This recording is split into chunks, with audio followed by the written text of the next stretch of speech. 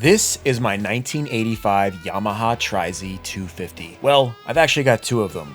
Well, actually 3 if you include all the parts. TRI-Z was an iconic high-performance machine for its time, and collectors go crazy for these things, but mine have seen better days. This thing has been sitting at a dealership on the shelf for over 10 years, and before it went up on the shelf, it didn't even run at that point. Nobody really knows the condition of this thing. All I know is that I've been tasked with getting this thing to run and bringing it back to its former glory. Now, the problem is these vintage three-wheelers don't exactly have great parts availability, and I think we're gonna need a lot of parts. Having the parts bike is going to be nice, but I'm sure we're going to run into some speed bumps along the way. So will I be able to get this archaic shelf piece running again? Or will this be one of those projects that I regret for the rest of my life, forever taking it on? What I do know is that we'll find our fair share of messed up parts. We're going to end up doing some custom fabrication, and we'll probably end up throwing a lot of tools at the wall, spending some late nights, and using a few swear words. What the Now it's stuck. So sit back and relax and I'll do all the work. Let's get this thing restored. And if you hang till the end, we're gonna take this thing to the sand dunes and see how she shreds. There'll also be an expense breakdown so you can see exactly how much this build costs. And of course, there'll be plenty of before and afters. If you enjoyed this video, please give it a thumbs up and consider subscribing. That helps me out tremendously. All right, guys, let's get to this restoration. What's the safest thing to ride? Dirt bikes require balance. Quads can roll over. Why don't we make something that requires balance and can easily roll over? We'll call it the three-wheeler.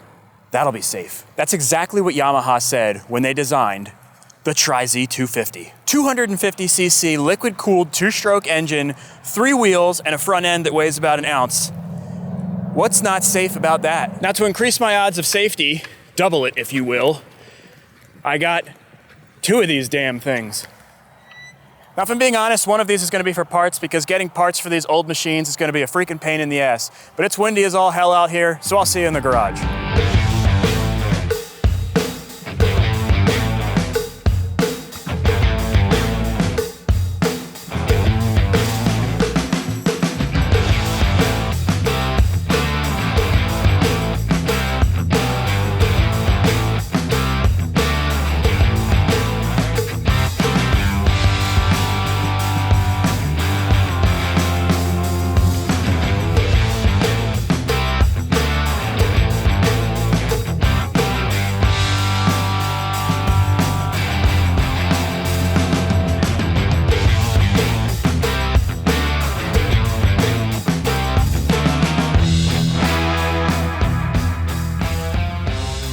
Man, talk about some cool machines. These are my first ever three-wheelers, so this is really cool, and just like most machines here at Basket Case Garage, these things do come with a story. Now, before we get into that story, I thought it would be cool to just do a walk around of these 2 machines because I've really never had a close-up look at these things, and I thought that would be cool to share with you guys. So this one here is a 1986, and this one is a 1985. At least I'm speculating. This 1986 is the one that we're going to be restoring, and then this one back here is basically a parts bike. You can see, I mean, it's missing quite a good bit of stuff, including the engine, which, I mean, that's pretty important. And then we've got this box of parts over here too. We've got another exhaust. This is another, I believe that's a fuel tank, some fairings, and looks like some odds and ends in there. I'm not even sure really entirely what's in there.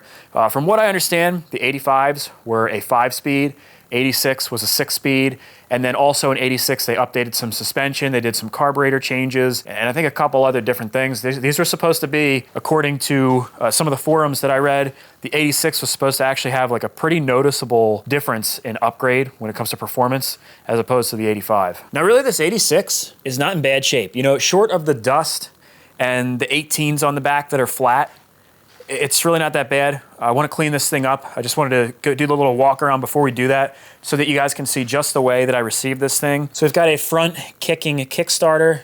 We'll kick this way.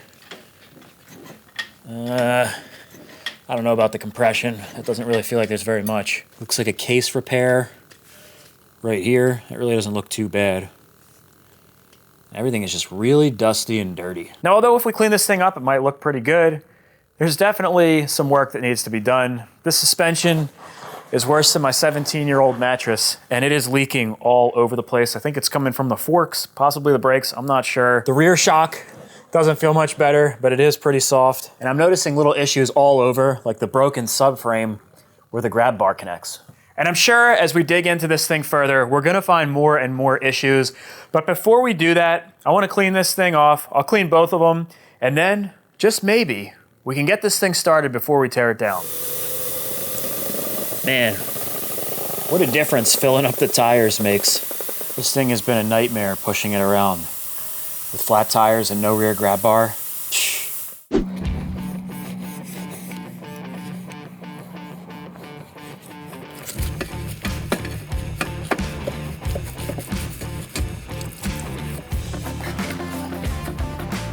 All right, here we go. Oh yeah.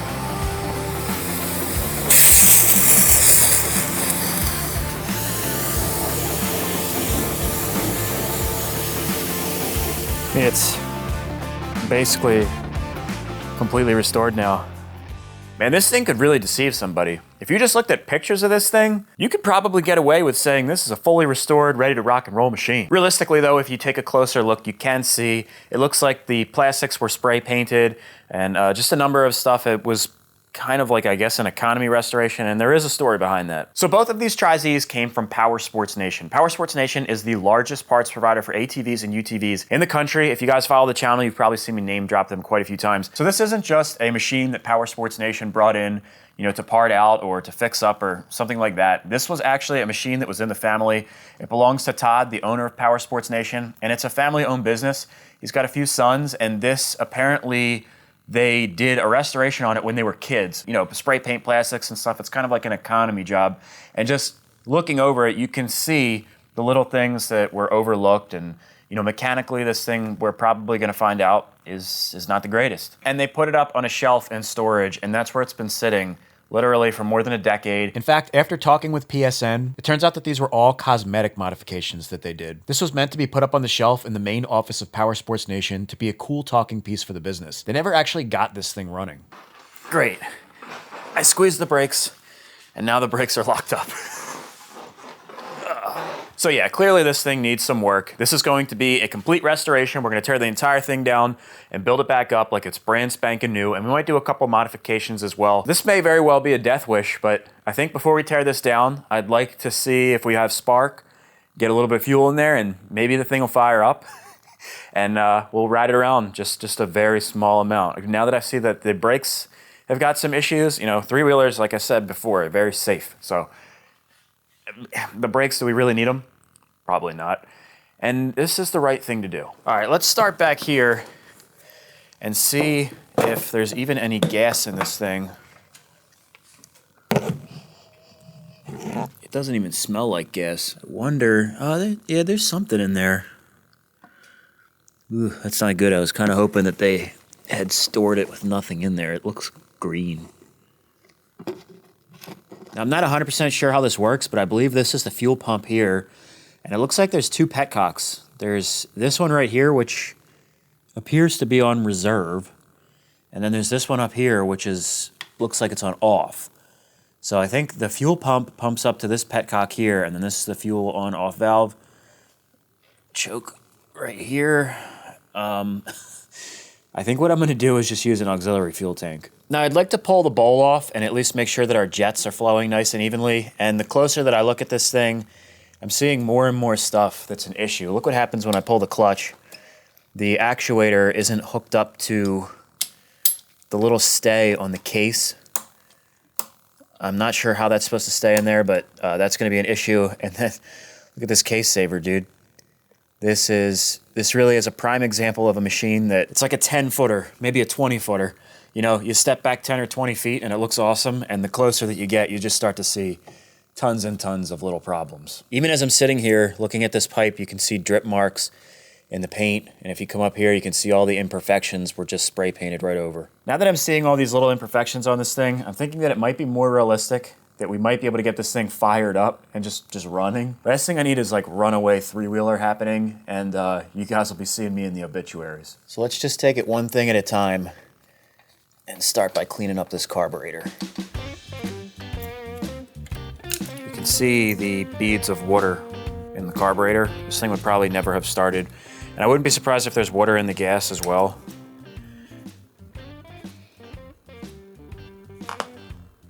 Yeah, that's water. They're just coming out of the bowl. Ugh. That's freaking nasty, man. Water and sludge. Very good combination. So I'm gonna disassemble this and we'll put it through the ultrasonic cleaner.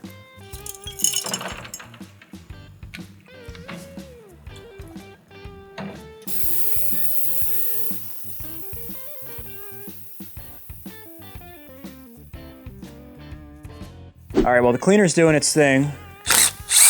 Let's see if we've got any coolant in here. You can see that this used to be a yellow Fender. So this is probably from a 1985. And it is possible that this is a 1985. You know, it's painted and everything, so maybe this is, there's nothing in there. I'm afraid to even try to fill this thing with water. So this will probably just be a quick start. We won't let it get too hot. It's not like it really matters. We're gonna be completely redoing this anyways. Let's get our spark plug. Check that out. Okay. Definitely looks like it was running at some point. I'm gonna spray a little bit of oil in the cylinder because this thing's been sitting for so long. This doesn't look very good. This looks like the switches for the headlight, the contacts and stuff.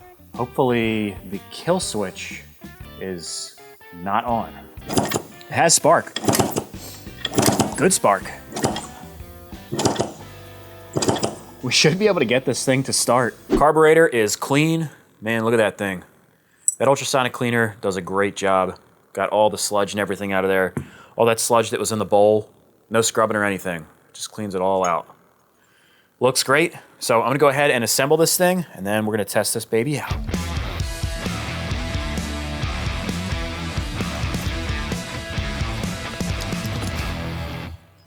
All right. Hopefully we don't have any leaks. All right, looks like the bowl is filled with fuel. All right, give her a shot of starting fluid. All right, let's see if we can get this thing to start up. Dude, I'm telling you, the compression is just like not even there.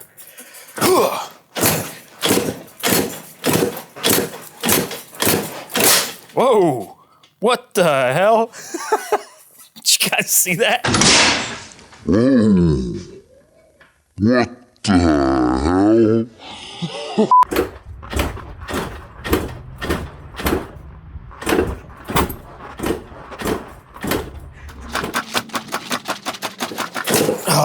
It's like sneezing and stuff. I don't think we're getting this thing started, guys. It could be out of time or something. Just because we have spark and fuel doesn't mean we're gonna get it fired. And the low compression ain't helping either.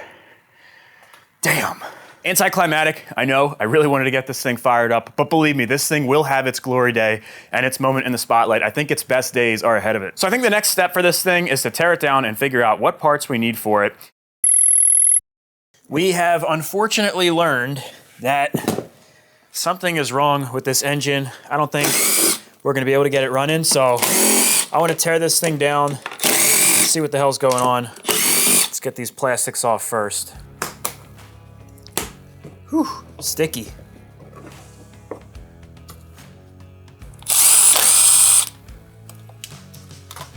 Looks like this airbox cover is just held on by a wing nut. It's kind of nice, so if you're out on the trail, you can take it off without any tools.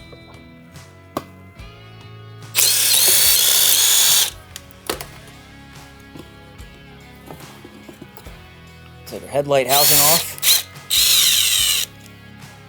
Gotta be careful with this stuff because it's not exactly dime a dozen. I'm already finding things that need to be replaced. Stuff like this grommet here for the front headlight housing. This one looks okay. Looks like we've got pretty nice and straight headlight cage. Shouldn't need to replace that. But just walking around, I'm noticing little things one by one. There's no way that this thing was ready. The gas tank is not bolted in place. It's just kind of floating around in there. Airbox, nothing is bolted. There's a bolt right there. But there's just a whole bunch of stuff missing.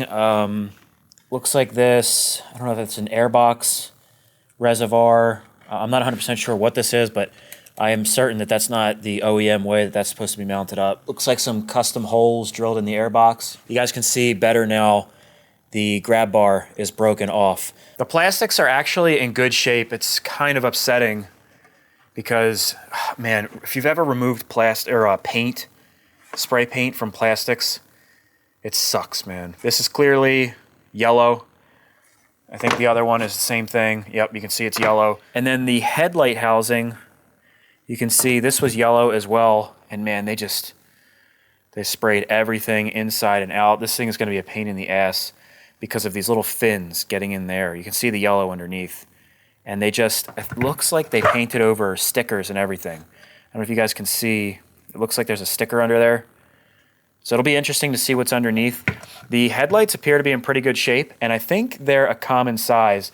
So I'm gonna see if I can find LEDs to replace these with. Since we're doing a resto mod, I'll save these housings, but I bet you we can find some LEDs that'll fit right in position, and that'll be way brighter than these are. Also, as I'm taking this stuff apart, I've got a box here with my hardware because this will all be zinc coated by Motoblast. I've got the carburetor sitting right there, and I just started my list of parts that I need to order. First thing is going to be headlight housing grommets. Sorry for my crappy handwriting. But before I order anything, I will be checking over the parts bike.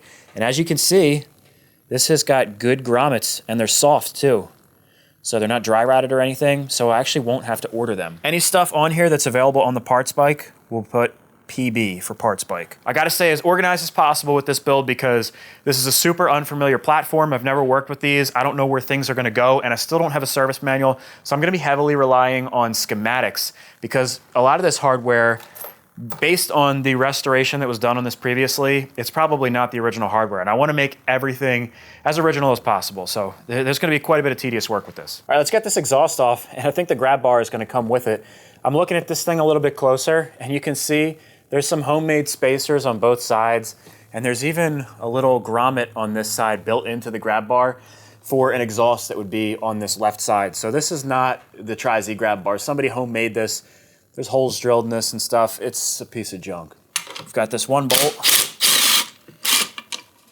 Yeah, this is junk, dude. But just because this isn't made for the TRI-Z doesn't mean this isn't a good grab bar. This is easily resellable. It's barely got any scrape marks on it from, you know, wheeling out. $299.95 on eBay. Let's see if we can get this off of here. Oh yeah, no problem. This is kind of interesting. If you look at the exhaust, there's like this welded triangular portion up top here. I'm guessing that's for flow. It's just kind of a weird design. And like, does that really do much? It's definitely supposed to be that way too, because on the parts bike, the same silencer is on it and it's got that same thing. Weird. Let's see if this head pipe comes off. Ooh, look at that, the upper mount is completely ripped away. It is a pretty nice exhaust though. I don't see any dings or dents. Guess this air box, we can get out of here. It's interesting that the previous owner would drill holes in the bottom of this air box on both sides, as opposed to drilling the top. That really defeats the purpose of waterproofing. At least the one on the parts bike has no holes drilled in it, so we should be good to go. These radiators look extra fun to take off.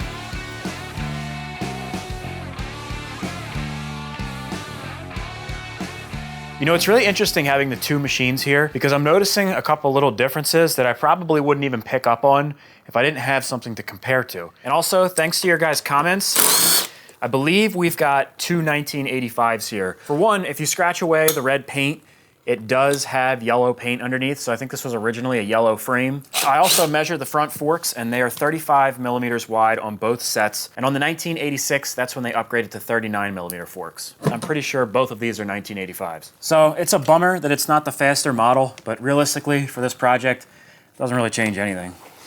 And who knows?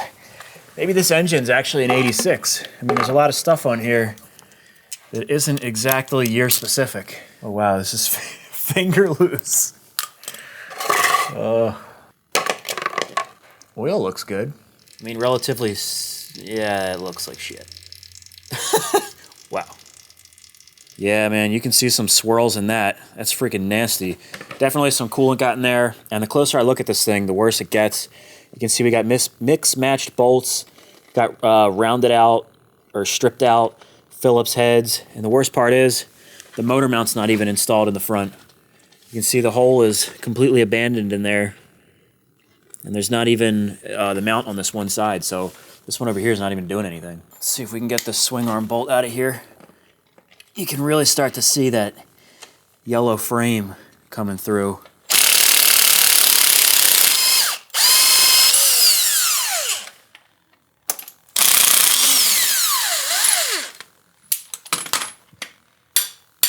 Ah, yes. That's a major battle we don't have to fight.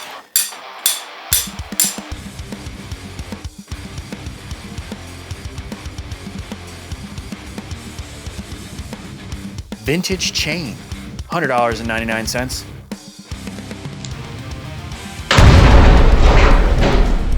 We've got our bottom motor mount. It looks like they used a threaded rod with a nut on each end, which really isn't the worst hack that I've seen. At least it gets the job done. That's OEM right there, baby. And we've got the top motor mount.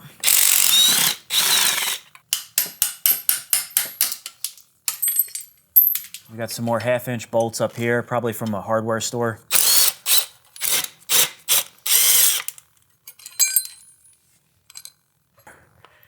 All right, now we should be able to pull this thing out.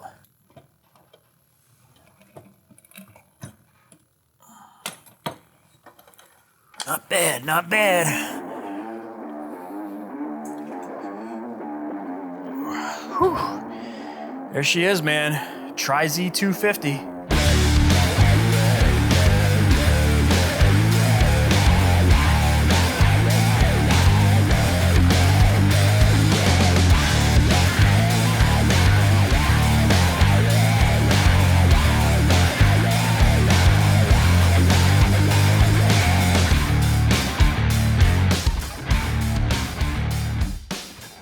Suddenly this thing isn't as nice as it seemed after we first washed it, right? Yeah, that's what I was thinking too.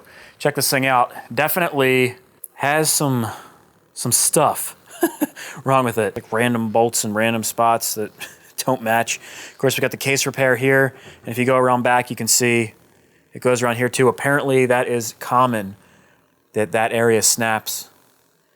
The kicker area on these TRI-Z's. I don't see any other spots with like JB Weld or anything though. So I mean, relatively, not too bad. We've definitely got some work to do though, because we want this thing to be absolutely perfect. So let's go ahead and tear it down. I want to see what's inside. All right, here we go. Let's start off with these reeds.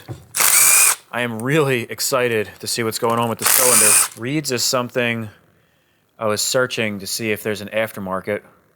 Our boot looks nice. They appear to be in good shape. Man, that is a wide open port. No bridge. We gotta get a sneak peek of this piston. Doesn't look bad. I see water on the piston. There seems to be a lot of water in this engine. We had some in the carburetor, looked like a little bit in the fuel. I don't know if that's a result of us washing it or if it was just in there over the years. So I'm thinking that maybe some of the seals weren't tight and maybe it just got in there. Oh, dude, that is gross. Look at that, dude. Oh, man. Ugh, dude. I wonder when's the last time this actually had coolant flowing through it. That is gross. Let's get this head off.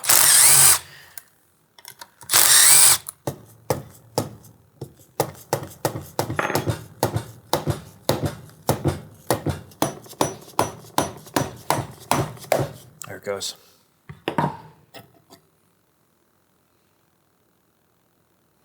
Oh yeah, we've got some damage. Look at all of the beads of water on top of the piston. I think that we were pulling water in from the coolant jacket. You can see there is liquid in there, even though we didn't really have much in the radiator. This probably had a blown head gasket and it was pulling in coolant. It's all over the dome. See the little beads? That's why this thing wouldn't start. There's also, you can see some transfer right here on the side of the cylinder. So that is aluminum from the piston. It probably got so hot that it melted away and then it actually sticks to the cylinder wall. That's called transfer. So that's not a good sign. I don't really feel any scoring, although I do see some lines. Let's drop the piston a little bit so maybe we can see a little bit more of the cylinder walls. Probably see this side of the piston will be all smeared. The piston top looks okay. Curious what the underside of the piston looks like. We've got to take the cylinder off and fix it regardless.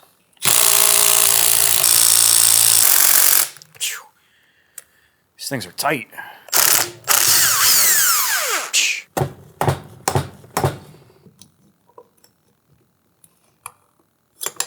was easier than I thought it'd be. All right, well, we can see on the piston, both of those spots. This is the spot that had the real bad transfer, and you can see that is all worn away from the piston, and the rings are seized. You can see the transfer actually melted in there and seized the rings. That's why we had no compression.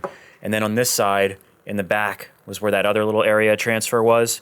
Got real hot and melted it away, and you can see up by the rings it's a little messed up as well.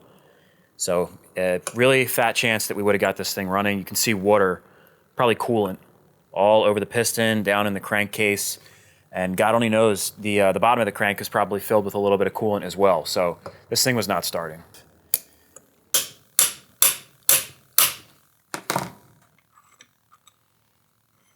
Unfortunately, the crank does have play. But you can see this side of the piston is wasted, man. There's really deep grooves in there. So I'm gonna guess that this was caused by a combination of things.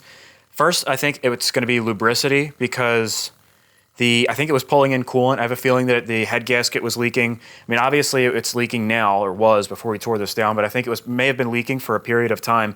I've seen machines actually run pretty good with very small head gasket leaks. It's pulling in the coolant and it's just burning it off. But that would have affected the lubricity of the fuel and oil mixture going into the cylinder, which is really important in two strokes. So I think combined with that, and possibly it was jetted a little bit too lean, and I'm thinking this might have been a cold seizure where they just weren't giving the bike enough time to heat up and letting the piston and the cylinder get to the operating temperature. So when you do that, the piston warms up first, and then the cylinder is still tight around the piston, causing it the piston to bore clearance to be incorrect. So I think it's something along those lines. But I am curious to hear your guys' opinions if you've ever had piston damage like this. What do you think caused this piston to fail?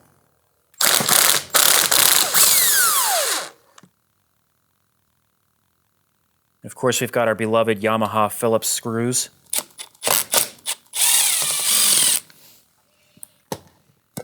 Interesting looking flywheel nut.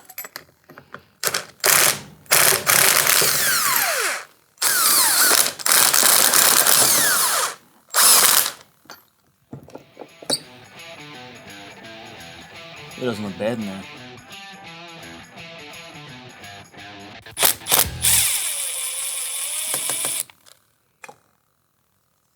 Now this may get messy. Apparently this is a common area for case brakes. So I'm curious to see what it looks like behind this little plate here.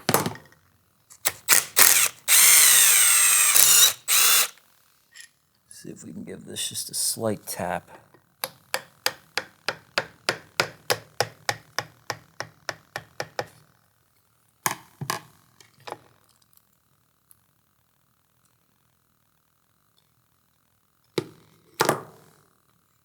There's actually a bolt in here holding the clutch cover on, and you can see the weld. They welded on the inside too. It looks like they did a decent job with the repair. It's a little bit messy. That's probably why there's all this RTV all over it. You can see all this up here. It's pretty nasty. Not sure what I'm going to do about that.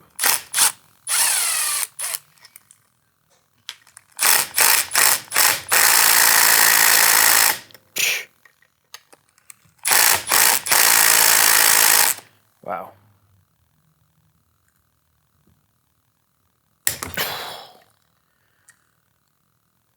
Jeez.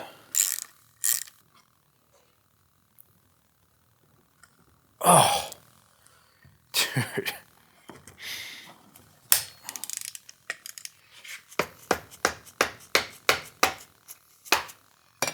If you're ever going to pry like this, you got to be really gentle and use a nice wide flat screwdriver.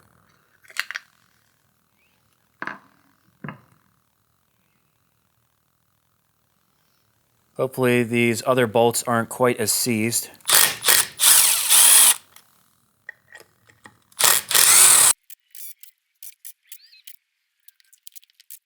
All right, I think we got all of them.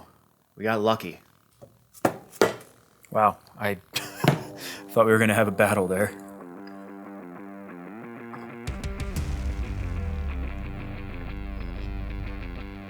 Not bad.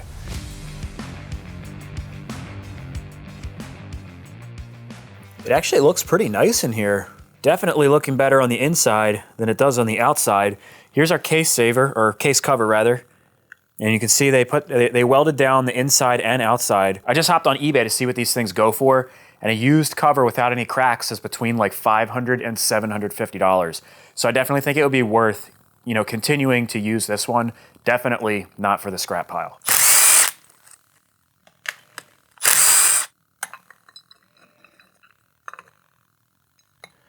Man, this clutch pack is stuck in here.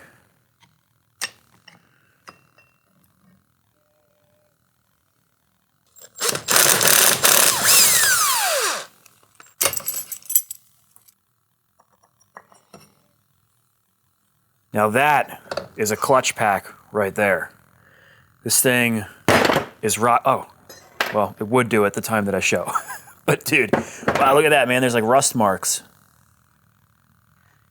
This thing has been sitting for a really long time, dude. I wonder when the last time this thing actually was functioning was. The basket, the grooves are super deep.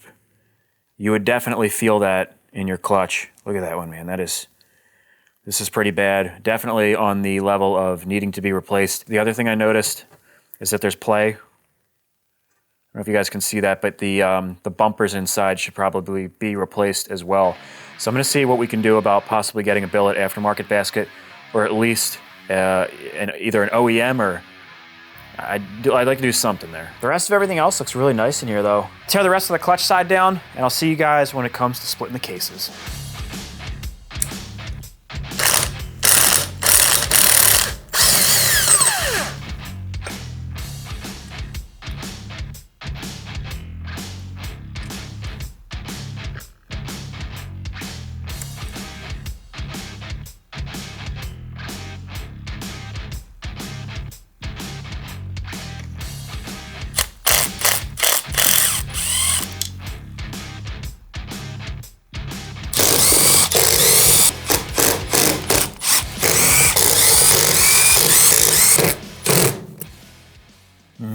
All right, this is the last one. It is half stripped on the top portion. I was able to dig the dirt out so that the driver goes all the way in there.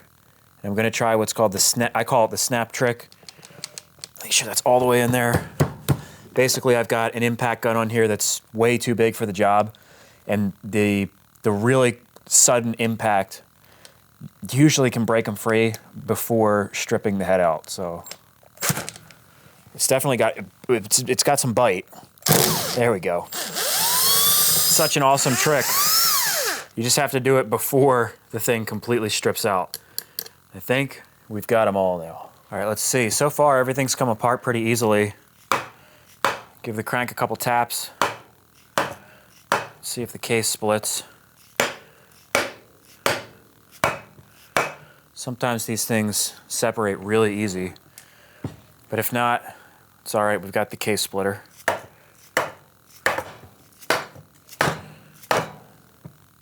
think it's actually splitting.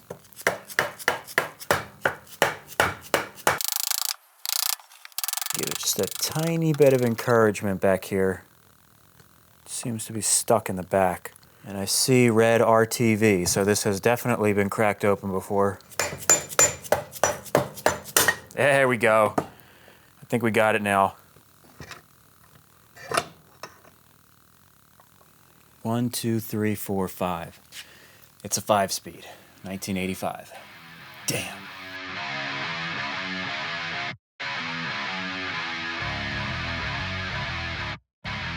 Man, I had this little shred of hope the entire time that I was tearing this thing down that we had a 1986 engine, but it doesn't look like it. Looks like we're stuck with the 1985, but I think this thing is gonna be a ton of fun anyways. There is our transmission. You can see 1, 2, 3, 4, 5 gears. So it is indeed a 5-speed. I don't see any broken gears or anything. The shift forks look like they're in great shape. So I think the bottom end, as far as the transmission goes, is good. Here's our shift cam. Looks good to me, man. The only thing will be this bottom end crank. I don't know, again, let's see if you guys can see this. There is a small amount of play there though. That's gonna have to be rebuilt. And then of course, we're gonna have to get a new piston. We'll bore our cylinder out, or I will be re-sleeving it. It's gonna depend on what bore this whole sleeve was on. Maybe we'll do a little bit of porting. And of course, we'll have to take care of the clutch, see what we have going on there in the aftermarket department. So I'd say we're in pretty good shape. I know the top end we can get all replacement parts for. The only thing I'm a little bit worried about is the clutch, but I'm sure we can figure that out. As far as the two rollers go, I'm gonna part those out on my own. Realistically, there's not that much left to do. You know, the front, we've got, you know, the forks come off nice and easy, and then the rear end, it looks a lot like a Banshee.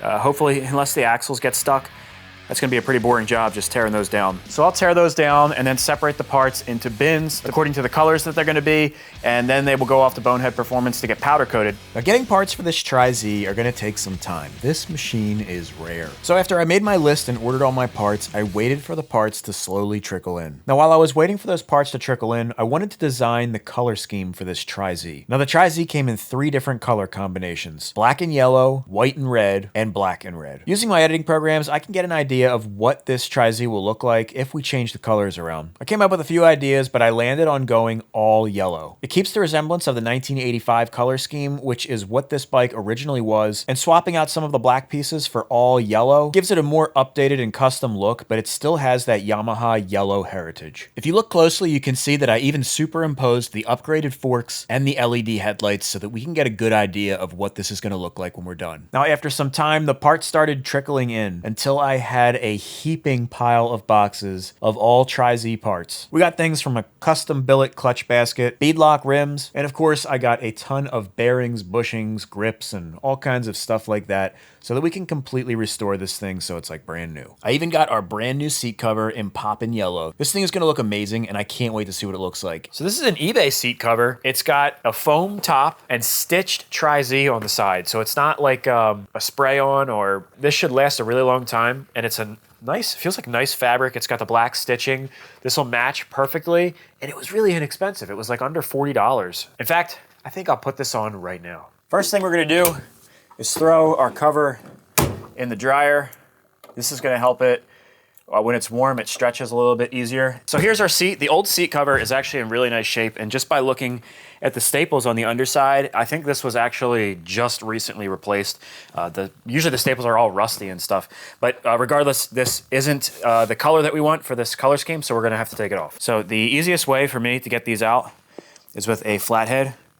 You just tilt them up like that, and then you take a pair of dikes and just twist it, and it comes right out. Do another one. You just get the edge of the screwdriver under there, spin it, and just twist it right out. Well, I thought we might get lucky and see some original seat coverage underneath, but we weren't quite as lucky.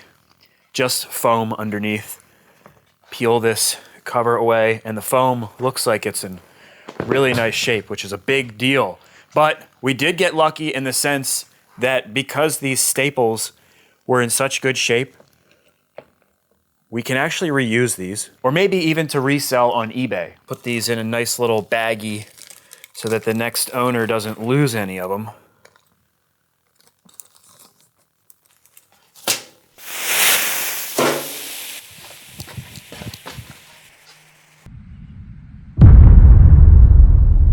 It's always nice to reuse things. You know, this seat foam is in really good shape. I was a little bit worried because, you know, with these old machines, sometimes it can be really hard to replace the foam. Our seat pan is really dirty, so let's wash this thing off before we put the new seat cover on. Spray this down, and then we're just gonna scrub it away, man. Look at that dull, dingy, dirty dirt just scrubbing away, man. It's like it was never even there in the first place.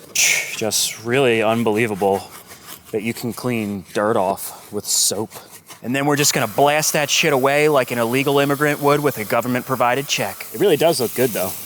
So our seat pan is nice and clean. What we're gonna do is put some spray tack on the underside of our seat foam. And what we're gonna use is this 3M Super 77. This stuff is really good. It doesn't need to have a super sticky bond. It's really just to kind of keep it in place while you're stapling the cover on. Oh, shit. It just came out. There it goes. It was like spraying out sideways and stuff, man. So our seat foam is nice and tacky. Go ahead and take our pan and just put it in place. Just kind of press it on there. Again, it's really, the spray tack is just to kind of keep it in place while we put the cover on. We'll grab our cover out of the dryer. It should be nice and warm. This is nice. It's got the pocket at the top, so it kind of holds the seat cover in place. We want to make sure this is nice and centered up. So we'll go in the front here, flip it over. I'm just going to put a staple or two. You don't want to go crazy. The big thing is, put 3 of them up here.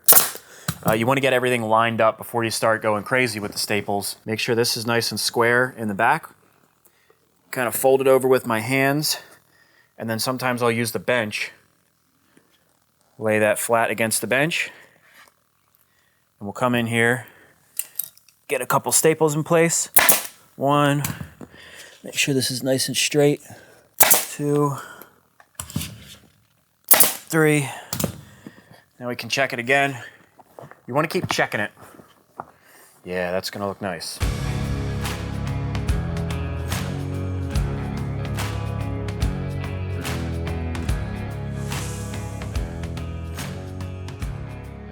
Now, I know the seat cover content has been extremely exciting, but believe it or not, we actually got some parts that are even cooler than a seat cover. Honestly, guys, this next part is super cool.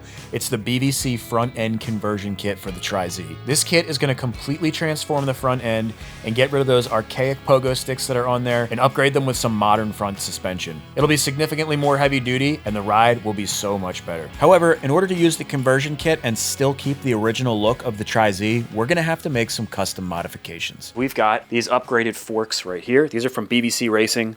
So you can see, I mean, look at the tremendous size difference here. That's what she said. This is the original, and you can see the size of the forks.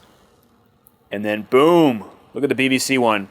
Major difference. So this will take CRF 150R forks, a relatively small fork, but in comparison to the OEM ones, you can see just how much beefier the aftermarket setup is. Now, the reason that people do this in general is because the OEM forks, they're just too small. I've got 2 sets right here, and you can see they're super skinny, man.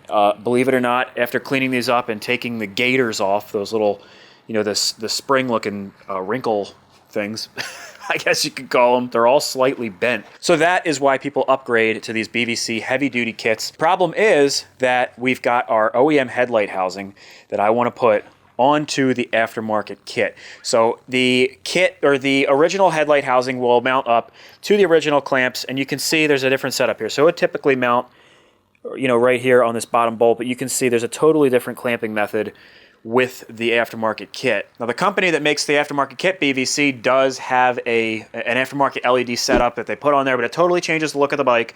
And this is a resto mod, so I want to keep the original look. And I think the headlight is like really, it's in your face and stuff. So if you change that, you're totally changing the dynamic of the machine. People are going to look at it, and right away they're going to know that's not an original TRI-Z. So even though this isn't an original TRI-Z, when we're done with it, I want it to like maintain that look. So we're going to have to do some modifications here. It is not going to be easy though, because not only do we have to modify the OEM roll cage to fit onto our triple trees, we also will have to modify the housing to accept the new LED lights, because we're not just swapping out the bulbs. I've got new headlight housings that are totally different, so I want them to fit in here like the OEM ones do, and it may not be that easy. So the first thing I'd like to do is try to straighten out this frame as much as we can. You can see it's twisted up pretty good, man. It's definitely seen better days. So I don't think this thing is really all that strong. So we might be able to get away with just putting it in the vise and doing a lot of this by hand.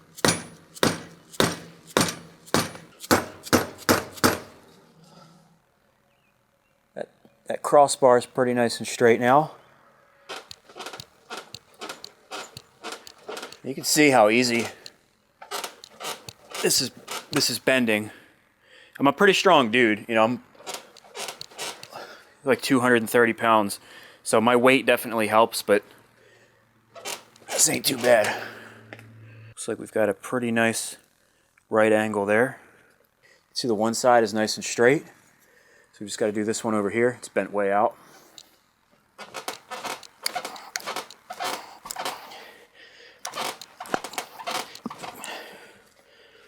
Pretty close. Perfect. That looks pretty good. The only thing we need to do is straighten out these tabs. Both of them are twisted.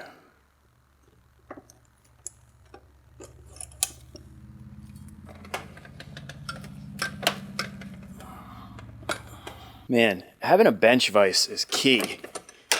If there's any tool I could ever recommend somebody having, it would be a bench vise, dude. You can do so much stuff with it. Makes that job really easy. If you didn't have the bench vise, I don't know. And we'll take our headlight housing and just make sure this will be like a nice kind of template to make sure everything lines up nicely. That looks pretty good to me. Looks nice and square. I'm happy with that. So phase 1 is complete. Victory in the books. You guys know how I am, man. Small victories keeps you from wanting to quit the job. It's looking pretty good. You guys are gonna have to bear with me, and I apologize in advance, man. This place is a freaking mess. There is just stuff all over the place, man. There is just, to be completely honest with you, it's pretty overwhelming. There's just, I've got too much stuff, man. You can see I've got 3 gas tanks here, this box here. There's like 3 wire harnesses in there. We've got extra pipes. We've got these extra plastics. There is stuff just all over the place. These boxes over here are all separated. So all the parts are cleaned and whatnot, and I have them separated. This is gonna be all blackjack color. This is gonna be texture black. This is going to be a silver, I believe. I'm not 100% sure on that color yet. And then I've got the frame over here. I've got the wheels and all this stuff over here. We're actually not gonna be even using those wheels. And believe it or not, man, these are expensive and they're in really good shape too. Anyways, the cases are out here. I spent a lot of time cleaning these and getting the old grit and grime and crap off of them.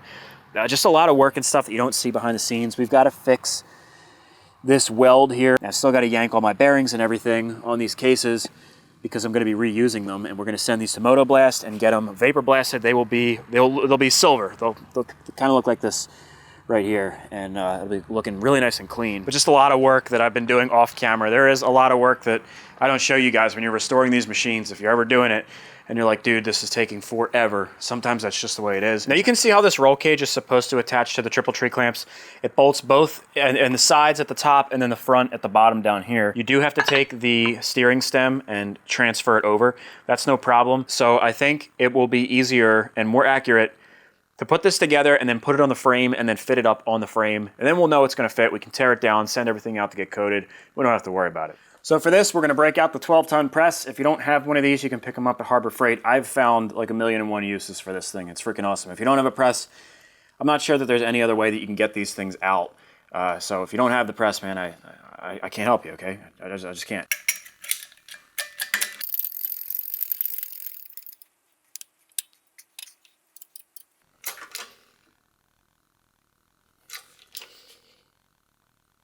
Oh man, that's a lot of pressure.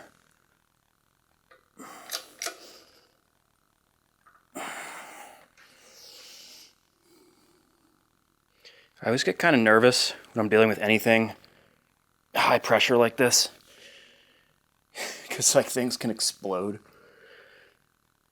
Seriously though. All right, I found an axle nut that fits around the steering shaft with just a little bit of play, and that'll be perfect support all the way around here, and we can start pressing through and at least get it going, I don't know, like 1/2 inch there. It's also very possible that this has just never been removed in like 40 years, and it's going to be really, really tight. That is possible. Man, we are crunching down on that bastard. Guess all we can do is heat it up and give it another shot.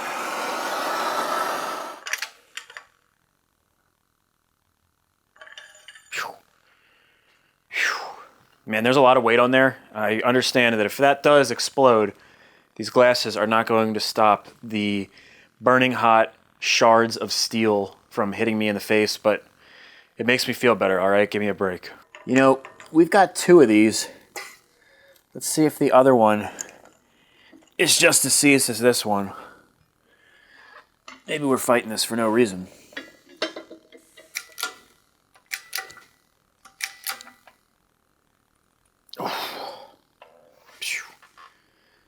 That's got to be like the full 12 tons.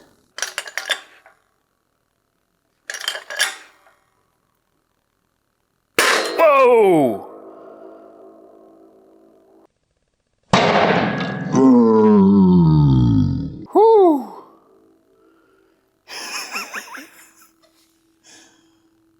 think we got it. That was crazy. When that thing broke loose, the whole damn thing was like vibrating in my hand for like 20 seconds afterwards, man. And I'll see if we can get it pushed through the rest of the way. I imagine it'll be a lot easier. Maybe not.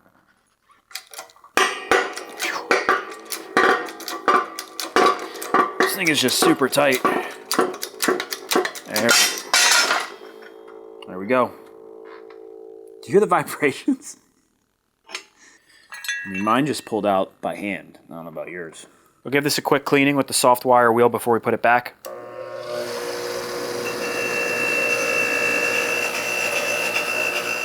All right, now we will press it into our brand new BVC billet triple tree clamps. Now, I did put a little bit of grease on this steering stem.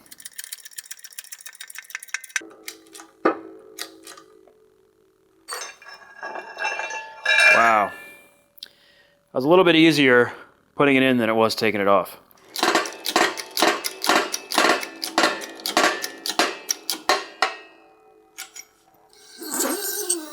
Easy, caused no damage, and it didn't even try to kill me. All right, let's get this in place. Don't have to worry about grease or anything. We've got the top of our triple tree.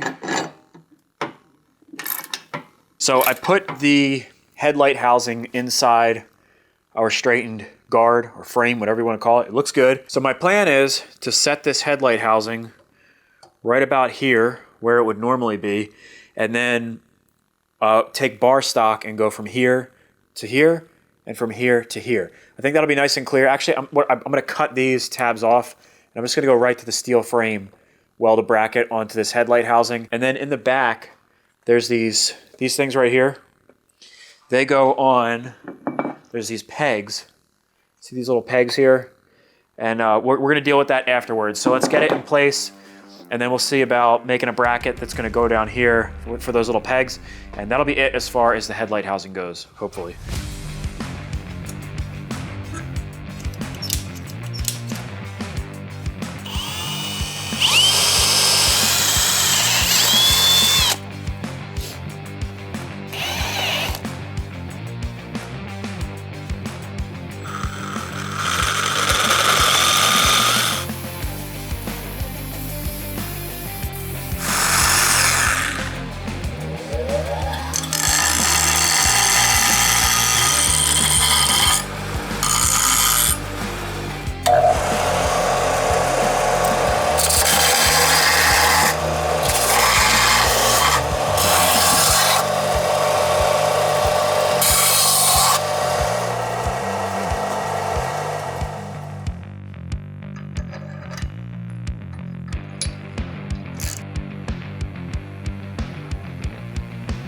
About there is where this needs to be.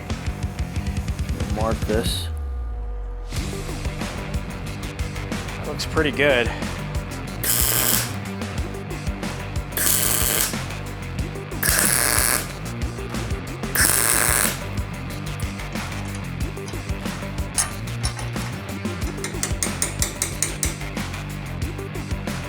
Looks like I'm gonna have to bridge that gap right there. That is no problem.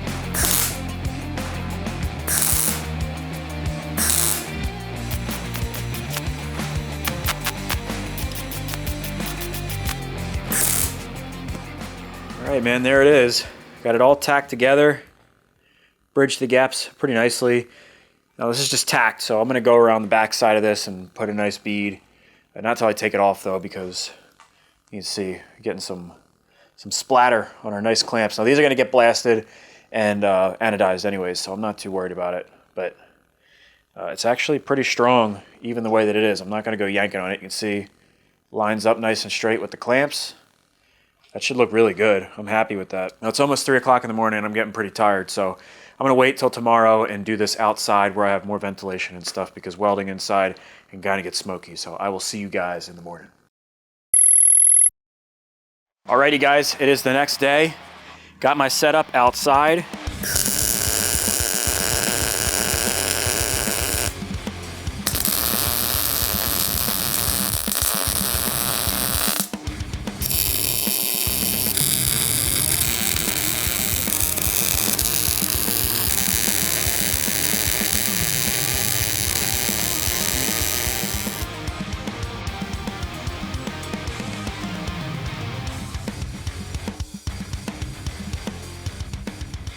Well, man, this came out pretty nice. There it is. I went ahead and cleaned up some of this. This is the corner that was mashed in. Smoothed out the welds on the side a little bit. Tried to make everything nice and even. So it doesn't look the best, but this will definitely be nice and strong and serve a good purpose.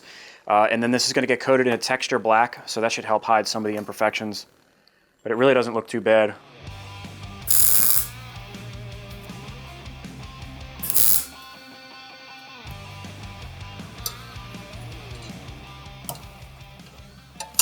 All right, let's pop our headlight housing in here.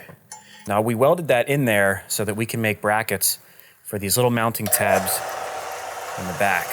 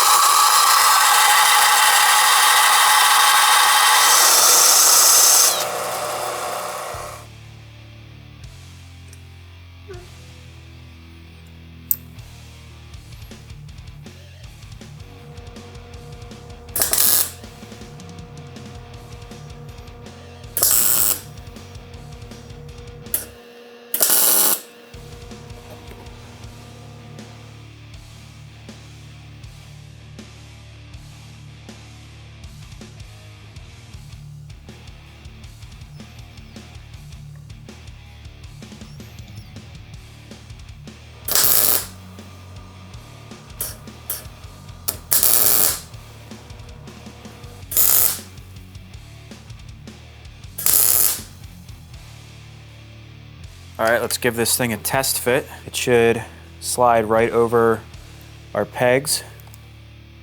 I don't want to press too hard because everything is just tacked. But it should slide right in place. Then we put our bolts in up top. Hell yeah, dude. That's some good fitment right there. So I will have to finish off all the welds, but that looks pretty good. Should be nice and strong. I'm happy with that. Now, moving on to something else, I'm getting everything ready to go to Bonehead Performance for powder coating, and one of the things you need to do is remove all of the old bearings. So I didn't do the steering stem bearings yet, and you can see inside, just like with a dirt bike, you've got a tapered bearing race in here. The problem is there's no recession. Usually what you do is you come through this side and you punch it out. But if there's no lip or anything for me to catch. It's completely smooth, and then it's actually sunken in a little bit. So I don't even think if I had an inner race removal tool, which they do make, Rocky Mountain ATV sells them, I don't think that would work, but I did come up with an idea. So for this one, I resorted to the scrap bin, and I got this old washer. It's almost perfect. It's a little bit too small, and it fits right through the hole. So what I'm gonna have to do is put a little bit of weld on the outside of this to broaden it up, and then we'll be able to sit it in here, weld it in place, and then we'll be able to smash right against this washer, pop that old race right out.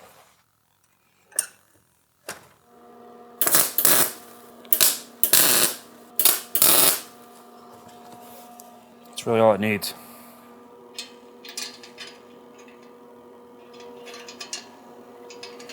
Come on, you f***.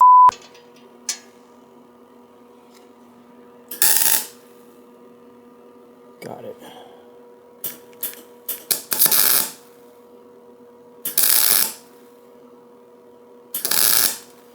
I have to be careful because I don't want to weld the inner race to the frame.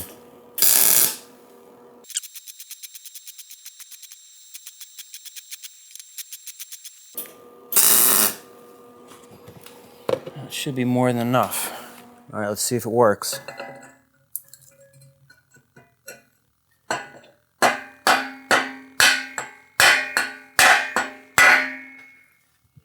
It's moving. I think we got it beat.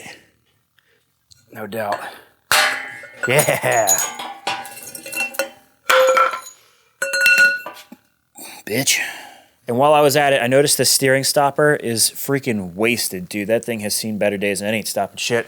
In fact, look at the one on this one. It is significantly larger. So what I did is I went ahead and made a new steering stopper, got a chamfered and everything for weld.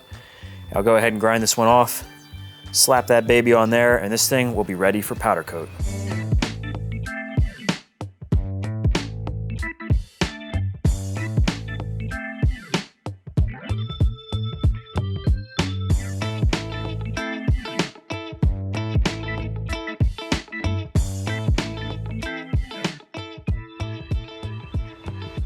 Believe it or not, all of our stuff is ready for powder coating and zinc coating. It's been a process getting this stuff organized. Check it out. So I've got the frame over here, nice and clean. I've got the swing arm back there. This is all of our powder coating stuff. That's gonna be going to Bonehead Performance Coatings.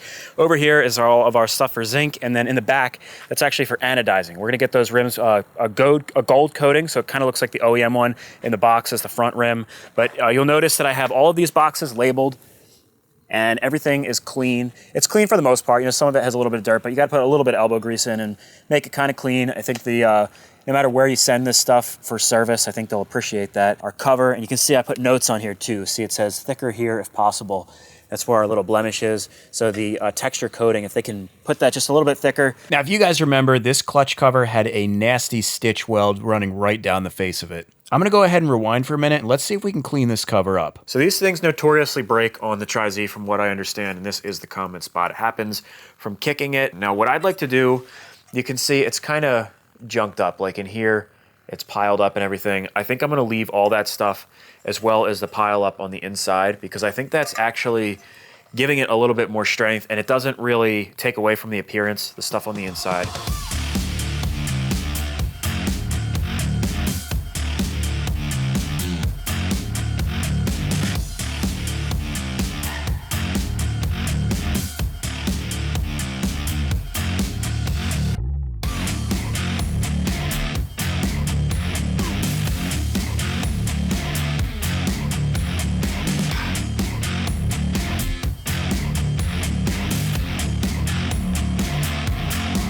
Oh man, it looks like it's got leprosy or something. Ugh. I don't know, that looks really nasty, especially right here. If you've ever done case welding, it can be one of the more challenging welds because the aluminum is just, it's been sitting in oil for like 40 plus years. Aluminum's porous and it can just cause for some messy welds. So unfortunate, I didn't do this weld. I'm not saying I can do any better, but it looks like somebody MIG'd it at some point in time. We do have one saving grace. The powder that I'm choosing to use on that is called Mini Texture Black.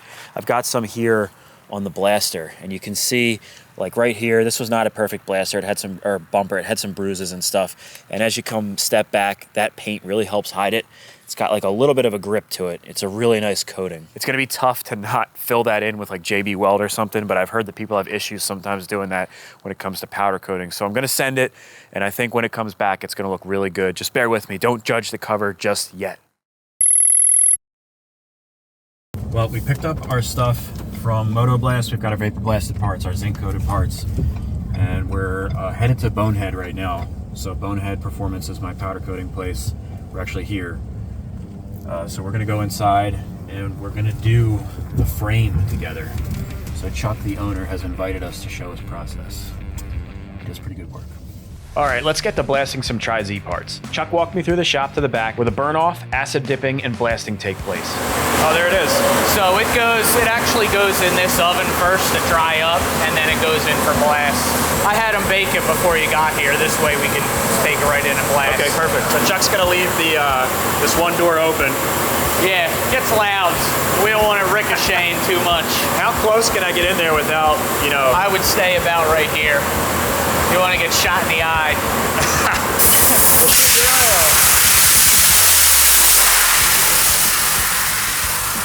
So although I couldn't get in the booth for a close-up shot, Chuck was kind enough to leave the door partially open so we could at least see what's going on in there. It's crazy to see these industrial sandblasters and how quickly they remove the original finish from this frame. The original finish from 1985 is literally blasted off immediately. From start to finish, the blasting process took about 30 minutes. If I was to do this with sandpaper and a wire wheel, we're talking several hours of work. Trust me, I've done it before, and the end result probably wouldn't be as good as the sandblasting process.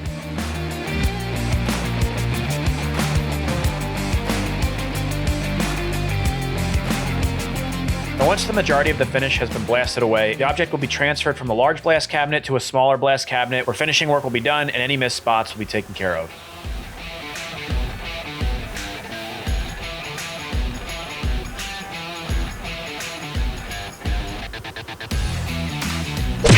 Now that the frame is completely bare, we'll move it into the coating area. This is where Chuck will plug and mask any areas that we don't want to get any powder. Areas like bearing surfaces and threads where the buildup of powder would cause interference with fitment. So it is kind of a lot of back and forth with plugs and hooks, and we have a fully climate controlled powder room with all of our powder in it, so it doesn't get too damp or anything and start clumping up.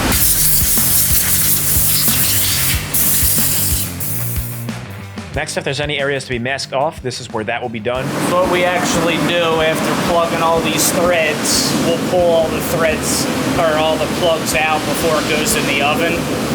That actually will prevent a whole bunch of powder buildup around the plug, so it's a nice clean thread. Time consuming, but it's well worth it when it's done.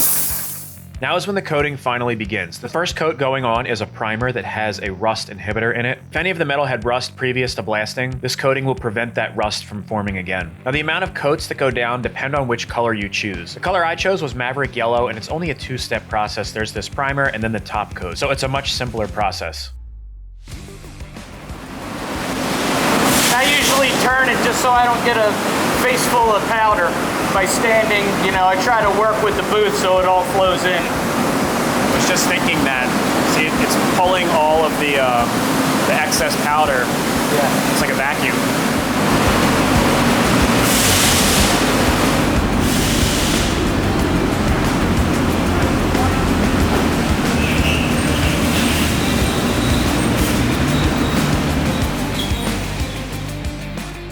Once the first coat is on, it'll go into the oven for about 30 minutes. I thought this was the perfect time to collect the parts that are already finished for the TRI-Z. These look awesome, dude. Yeah, it came out good. These are going to be... They're cold, air conditioners blowing right on it. Yeah, this is awesome. This is all the Cerakoted stuff. Yeah. Bronze hub. You can see masks off all the bearing surfaces. This is going to look really good. Just that blackjack color.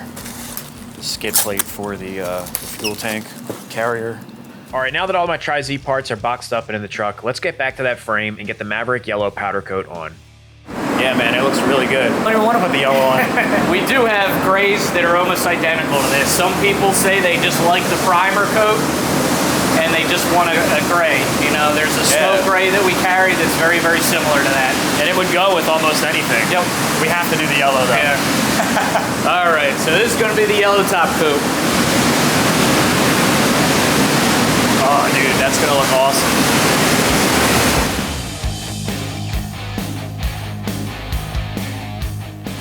Dude, this is seriously so cool.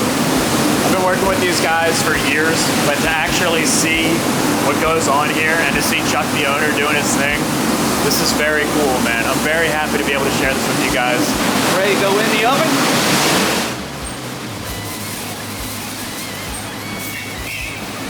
Too cool, man. Cool. So after about 30 minutes in the oven and some time to cool down, the frame was done. Here you go. Dude. Yeah, man. Still warm. Really good. Yeah, this is a nice color. Oh, I can feel it. Yeah. I can feel it like warm it is? radiating. Yeah. Yeah, it's still pulled it down a couple minutes early, but Yeah, man, that looks now really you good. can build. All right, so our frame's done and some of the other parts for the TRI-Z. Let's head back to the shop and check them out. Now, I don't have everything out on the table right now because there's just too much stuff to fit on the workbenches, but man, this stuff came out really nice. Check it out, we've got some bonus content. So I didn't even tell you guys, but I got the suspension back from Rocket Ron. We've got these beautiful forks, man. So these are from a 2012 CRF 150R, and this is going to be a huge upgrade over the stock suspension from the TRI-Z. This is our now custom headlight bracket. It looks a hell of a lot better now that it's all powder coated. I made this in the mini texture black as well because I noticed just moving the roller around the garage. This is a pretty heavy duty thing, and it's almost like the front bumper. So you can actually grab onto this and like pull the three-wheeler. If you really had to, you could probably pick it up and slide the front end over or whatever. So I thought mini texture black was the perfect finish for that. And oh my God. Oh my God. It's that messed up engine cover. So it is not 100% perfect, all right? It looks a hell of a lot better than it used to, but you can still see some of the leprosy that it had before. I don't think it's really that big of a deal, though. I actually think it looks pretty good. It's going to give it a little bit of character. Keep in mind, this is not supposed to be a show machine. It's just supposed to be a really nice machine, but it's also supposed to be a runner. It's not 100% factory OEM restoration. I know some people are going to be like, oh, you got to get all that shit repaired, you idiot. Oh, guess what, guys? It's going to work really good, and I think it's going to look really good. Very small imperfection, and like I said, man, it adds character. And of course, the frame looks freaking awesome, man.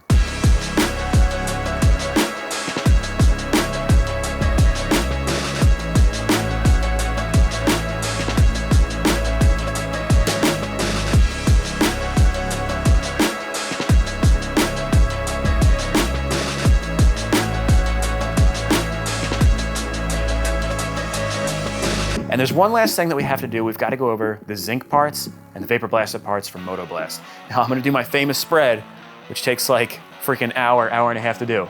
So I'm gonna lay it out and I'll see you guys then.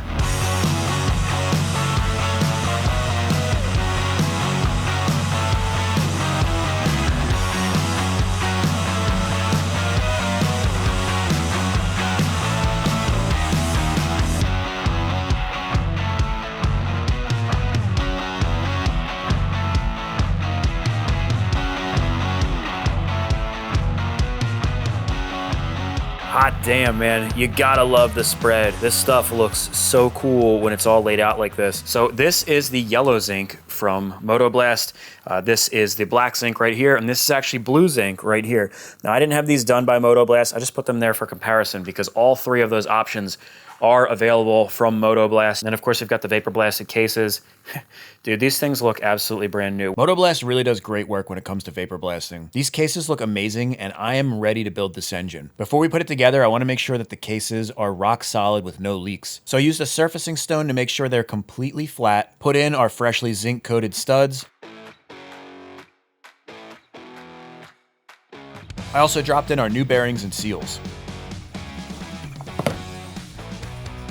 If you remember, our cylinder had some really bad damage. I sent it out to have it re-sleeved by Power Sports Nation, so we're gonna be like brand new in there. Now, since we're doing a resto mod and updating the look and suspension of this TRI-Z, I feel like it's only right that we increase the performance as well. I did a little bit of research, and Yamaha had what was called the wrench report. In the wrench report, there's a guide for adding a boost port and doing some port work that should significantly increase the performance of this TRI-Z, but not make it so crazy that we're gonna be killing ourselves, even though that's probably what's gonna happen. I'll also be shaving the cylinder head and doing a number of other small things, which should make this thing perform pretty good. So with that being said, it's time to do some porting. All right, guys, here we go. I've got my porting set up with my little foot pedal here and my favorite bit. I'll see you guys when it's all done. Wish me luck.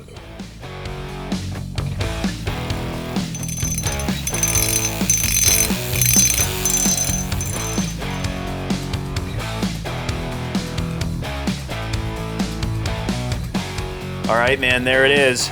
Good bit of work. It took about 4 hours to get done. I think it came out really nicely though. You can see our two boost ports in there. Let's see if we can get this thing to focus. Come on, you bastard. You can see the seam in there is virtually gone.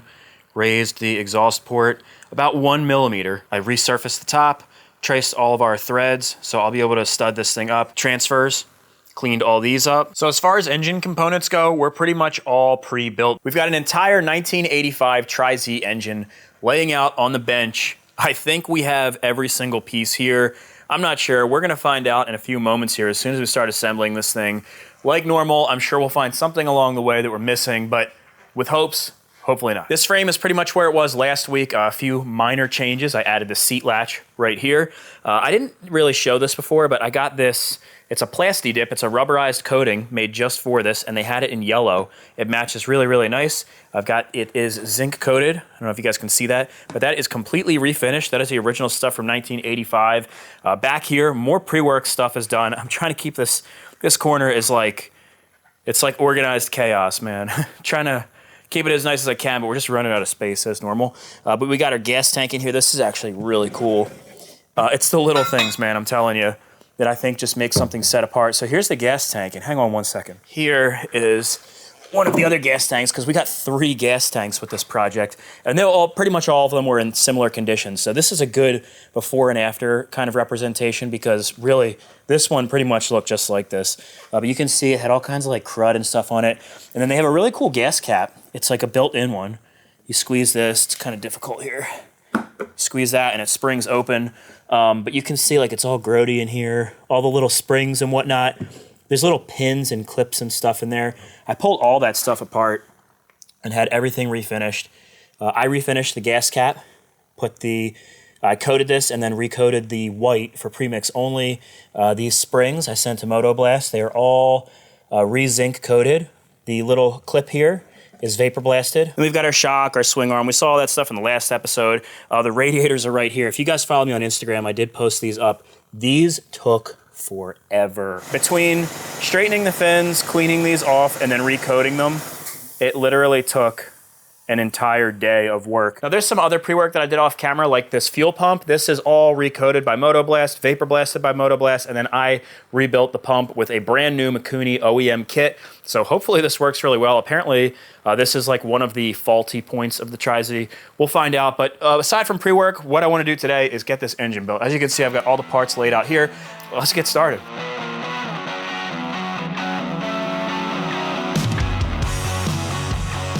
So we've got a brand new pre-owned crank here. This is the crankshaft that came out of this 1985 engine. It did have play in the rod. It needed a rebuild, so I sent this to Power Sports Nation. And while they don't specialize in three-wheelers and sport ATVs, they can rebuild cranks. It's trued, balanced. It's got a brand new bearing in there. Brand new rod. Says it right on there, man. Made in Japan, so you know it's good. So we're gonna take this, pop it on through our engine case.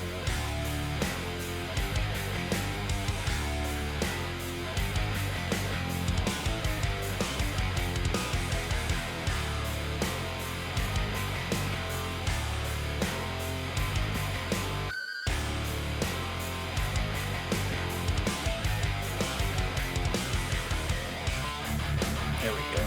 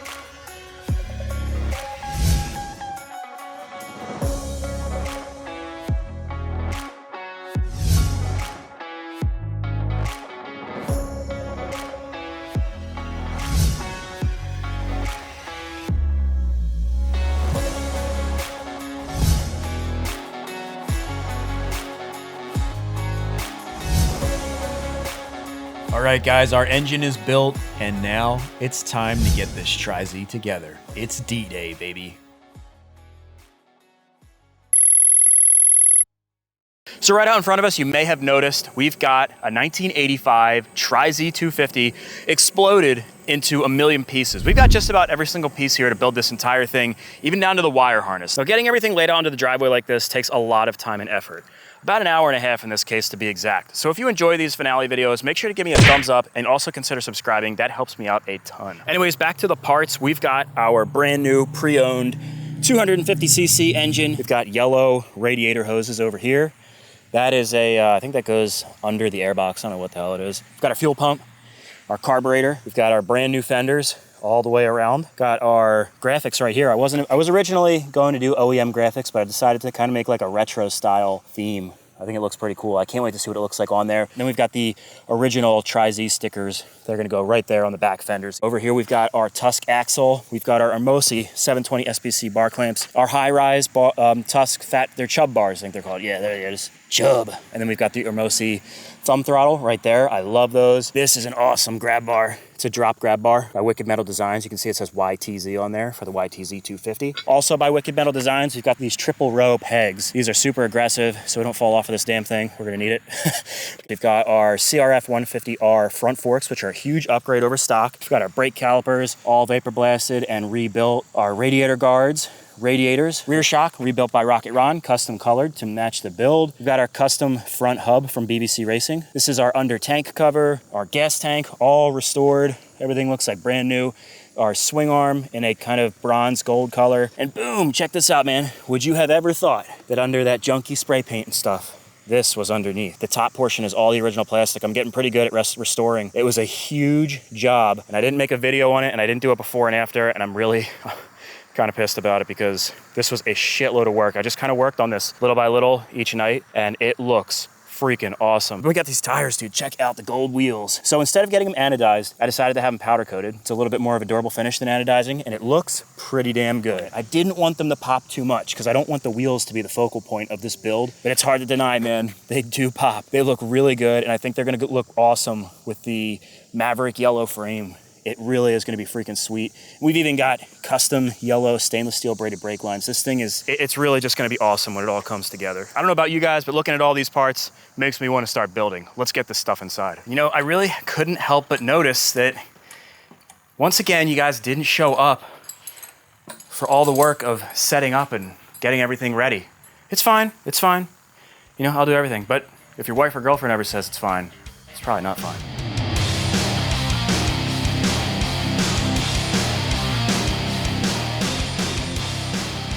All right, now the first thing I want to do is get the engine in here. So we're gonna set this thing up. We're gonna get our stand to about waist height or wherever it's comfortable that you're gonna, you know, chuck the engine in there. So I feel like right about here is pretty good. And you may have noticed I've got all of the bolts and motor mounts in place.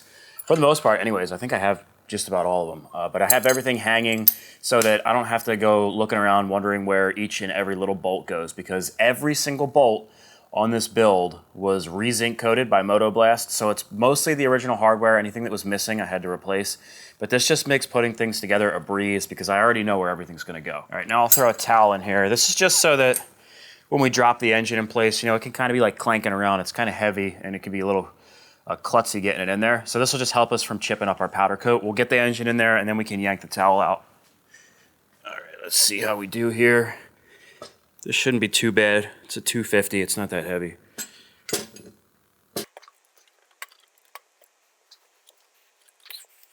Not bad. Now this swing arm bolt will of course have to come back out to get the swing arm in there, but this will make it a little bit easier to hang the rest of the bolts and make sure everything is lined up. There we go, bastard. Now with that swing arm bolt in there, we can pivot the engine up so we can yank our towel out. Oh, just barely. Uh-oh, we're ripping it. You can see we're hitting back here. It's not letting us lift this up much more. Ah, come on, you bastard. Bastard. Well, I guess on this one, we can't have the swing arm bolt in there. Instead, we will try to pivot on these front motor mounts. I put a little bit of blue Loctite on pretty much all of my bolts throughout this project because, well, two-stroke. And for stuff like the motor mount bolts, I do like to put a little bit of anti-seize on these. Just makes it easier for when it's time to come out. All right. Now that we have the front motor mount in, we should be able to tilt the engine forward and lift it up a little bit higher. And now we can get this towel out. That's pretty much normal though. Like usually things don't just fall together. Let's get these other motor mounts in place. And we've got this long bolt that goes underneath the engine. I had to special order this bolt online because it's a discontinued part, so I had to get like a custom length to make it fit in there. We're gonna try to get the swing arm in here because this is gonna be a huge victory. Usually I don't enjoy putting the swing arm in place because it just never wants to fit easily, but sometimes it does. Got all new bearings and bushings in here. This was a bit of a challenge on the swing arm because I think somebody custom fit these tubes up here. They were probably wallowed out at some point. Oh dude, this doesn't even want to go in between the frame. We may have to open up the frame just a little bit. I wish that just for once, one of these damn swing arms would just drop into place. Oh, come on, you bastard. Oh, it's so close. You stubborn bastard. Let's see if we can make the tools do the work for us instead of busting our balls. Come on now, you bastard. It's like right there. Is it the powder coating holding it up? Man, this is just gonna fight me the whole way. We're in between the frame, but the part where we're straddling the engine, you can see in here, it's like there. It probably, if I really wailed on it, I could send it home, but I don't wanna like crack the frame or something. It's too tight, it's not right. So I have to pull these little collars out and just shave a little bit off of that. Probably like a 1/2 millimeter, and it should go in then. Out of curiosity, I pulled the old spacer out, and you can see the new one really is just a slight bit longer. So I'll shave that down so that it's just like the old one. I'll probably do both sides, and then we shouldn't have a problem.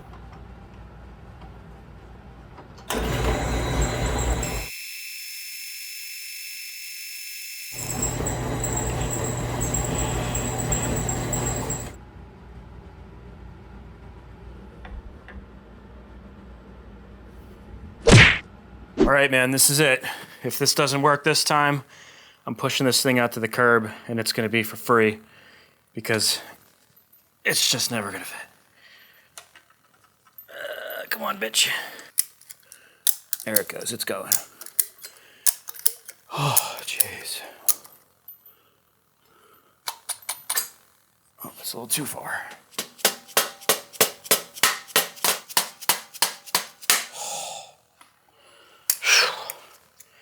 Man, I honestly thought that was never gonna get in there. What a pain in the ass. Now you know why I hate doing swing arms.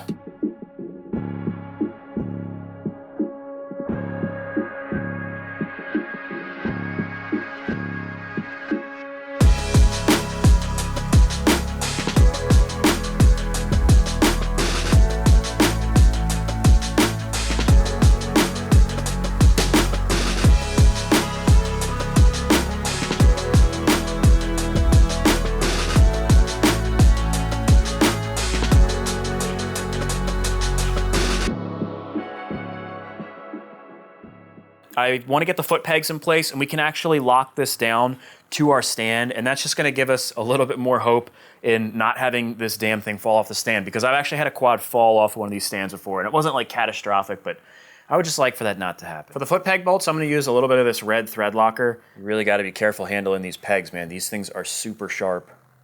Awesome pegs, man. You can get these from Wicked Metal Design. I'm hoping that these don't strip out, because apparently on the TRI-Z, the foot peg bolts are a common bolt that do strip out. They don't really have that much meat in there. They actually, Wicked Metal Designs actually makes a kit.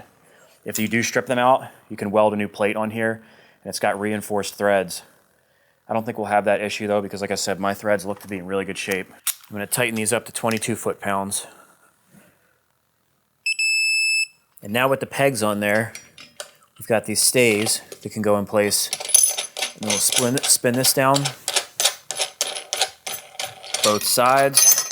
And then this way, it'll be a little bit more stable. That's one thing I really like about this Tusk scissor stand. I do think it's a good idea though, even though with it tied to the frame, to kind of try to balance this thing out. So let's put our triple tree clamps in and our forks. These have upgraded spherical bearings. This BVC triple tree clamp is gonna be freaking awesome. We'll throw the top portion of our triple tree in place. I have to put a wedge in here, open this up just a little bit.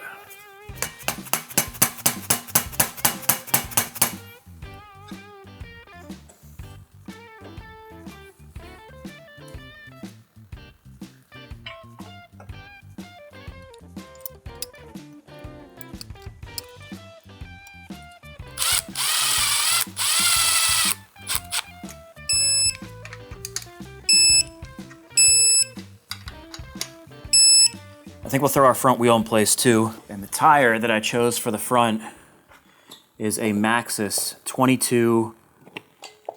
Oh. Come on, you f***er. You're a f***er. See, that was easy. Man, I'm getting motorcycle vibes here. This thing is really starting to look cool. Before we take a step back and look at it, let's drop this down and get our handlebars set up on. I want to add as much weight to the front as we can right now. Now for our clamp setup, I'm going to go with my tried and true favorite setup of all time, the Hermosi SPC 720. The SPC stands for soft bar clamp. They have these shock absorbing systems. It's like a rubber compound that's literally freaking indestructible. And then I'll tighten these down to 24 foot-pounds. They do have different compounds depending on how stiff you want the stabilizer to be. But in this case, we have to use yellow because it matches the bike. It actually is the compound that I want though. It's the softest one they make. Then we're gonna take our Tusk Chub bars, fit them in here, and they're mounted. They're done.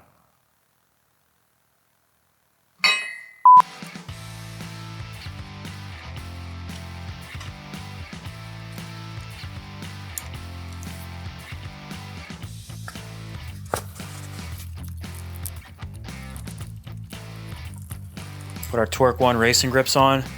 These are literally the easiest grips to install. They're even easier than ODI because they've just got the one clamp on the inside.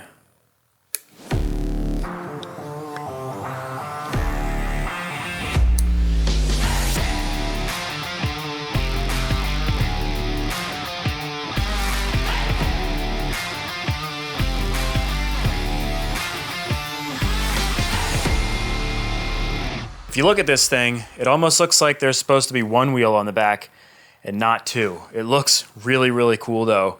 I'm a little bit worried. I'm wondering if this front tire is too small. So it's a 22-inch tall by 7 by 10, and you can see the size right there, 22 by 7 by 10, or by 12 actually. I kept it on the 12-inch rim. The original tires were 25 by 8, so they were huge.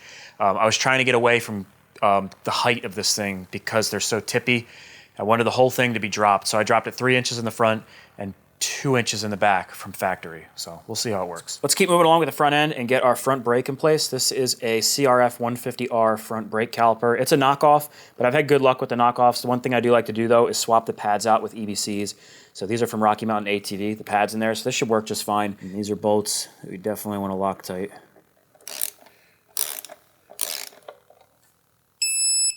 And we're gonna throw our sweet ass yellow brake line on. These are universal stainless steel braided brake lines. I've had really good luck with them. And while we're at it, let's put our brand new fork guards in place so that we can complete the look of the front end. And it looks like we're gonna have to do a little bit of trimming up here because these fork guards are for the CRF 150R, so it's probably made for a taller wheel, and you can see right here it's going to hit the tire. So what we can do is trim this away. Pop this in the vise. And then these mini saw blades are legit for cutting plastic. So I've got this marked right here. We're just going to go right in here and zip that out.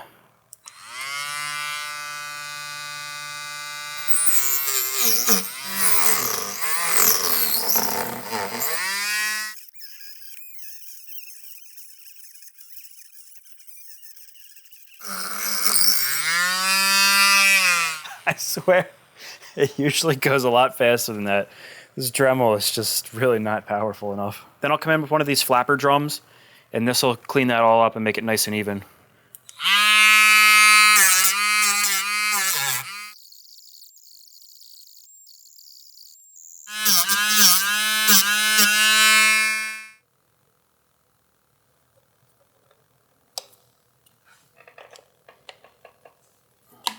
All right, I think it's about time we switched around to the back end. Let's get our carrier and axle in. All right, we've got our carrier. It's very similar to a Banshee, Blaster, or Warrior with these traditional Yamaha style chain adjusters.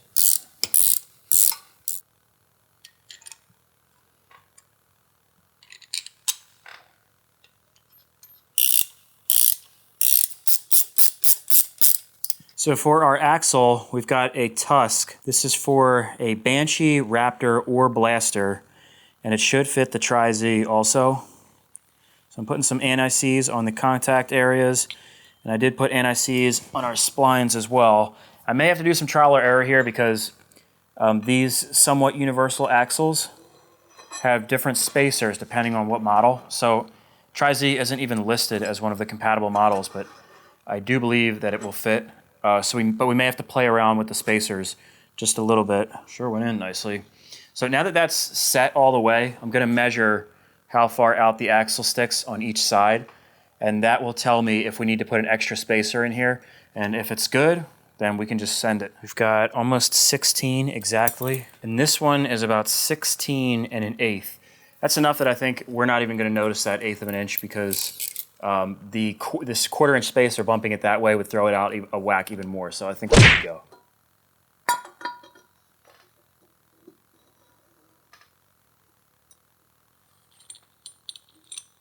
We'll put our fresh rear caliper in place. Check this thing out, man. This is the original caliper from 1985. The reason it looks brand spanking new is because I had it vapor blasted by Moto Blast. Put a brand new rebuild kit on here, and we've got brand new EBC pads from Rocky Mountain ATV. This thing is gonna look freaking awesome.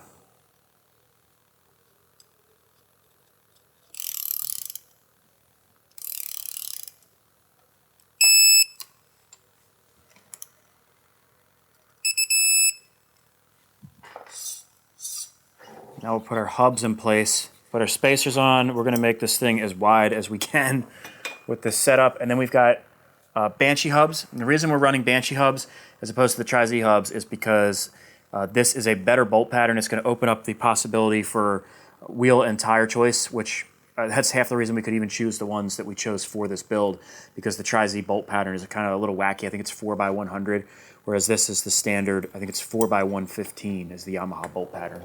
And of course, we gotta throw the chain on. Wow, look at that. Don't even have to cut it.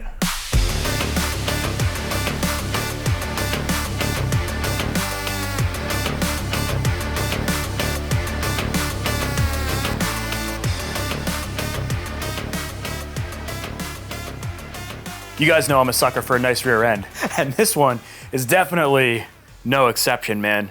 Just look at that, dude. All of the little zinc accents, the black powder coating, the bronze powder coating, the red powder coating, the yellow brake line, the color of this chain with the blue and bronze, dark, dark, dark blue. It's like a steel blue color. It all just came together really, really nicely. I think that looks so sick. So what I want to put on now, though, is the gas tank, because the TRI-Z is really weird in that the gas tank actually goes under the seat in the back. So up here is actually where the air box goes, and back here is for the fuel tank. So we'll go ahead and start working on that, and we'll take it from there. All right, let's see if we can get this in from the bottom. I may have made a mistake here putting this bracket in place. It looks like the tank will have to go in first, and then the bracket. I think if we take these two bolts out in the front, we might be able to just hinge this back and then hinge it forward once the tank's in there.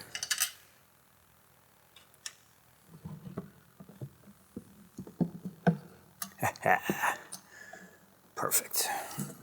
Such a strange design, really, having the tank in the back. Yamaha claims to have done this to help with lowering the center of gravity and also by putting the tank in the back, it puts the air box way up here.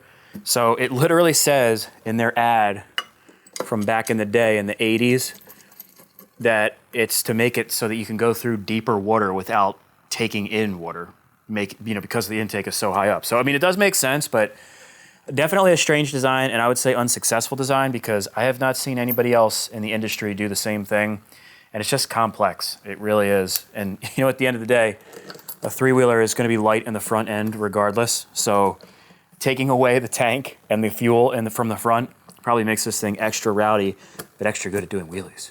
So that's a good thing. And yes, we are even torquing the fuel tank bolts. Honestly, there's pretty much no bolt that I don't torque on any project. There it is, man. You can see very, very strange design, but it is kind of cool with the gas cap like this. Press this button here and it pops open. That is pretty sweet, I'm not gonna lie. A little excessive and, odd, but it is cool. We've got barbs. There's another one right here. They will all be covered up by that rock guard. So, and then if you could look here, we've got 2 barbs right here. There's another barb up here. There's another one right here. Another one right here. And there's gonna be hoses running all over this damn thing. So I'm gonna have to look at the schematics to see where all the hoses and stuff went, because it is kind of confusing. But what's nice is that this Yamaha service manual has really nice cable routing diagrams. So you can see there's the handlebars. If you come in here, they show you how the wire harness and everything runs. Come over here to the side of the bike. They show you everything, even the rear brake line. They have all the electric stuff, the cables and whatnot. And I think there's even another page here. Yeah, see that? That's gonna help me out a ton. I've got the wire harness set out here. So this actually took quite a while to get it as nice as it is right now. So there were 3 wire harnesses that came with this, and out of the 3 of those, we made 1 nice one. So this is all brand new. This is a South Texas Banshee wire harness. Now the rest of this stuff is from the OEM wire harness. So we've got our coil pack right here. This is the CDI, the regulator, our tail light, and then this is the switch set. Believe it or not, I managed to, out of the ones that we had, there were 2 in the kit of 3 different TRI-Z's, and you can see how nice I got this one. I had to salvage different parts from each machine to put this together. I've refurbished the plastic, cleaned up all of the cables and whatnot, the connectors, everything looks really, really good. So we should be good to go with all the electrical components. The other thing I want to put on is the radiators. And once again, kind of a complex system going on here. We have like 10 different hoses for this system. But cable and hose routing is a tedious process. It takes forever and you guys will be totally bored. So I'm gonna get you guys on a time lapse. I'm gonna get this thing cabled and hosed up and we'll take it from there.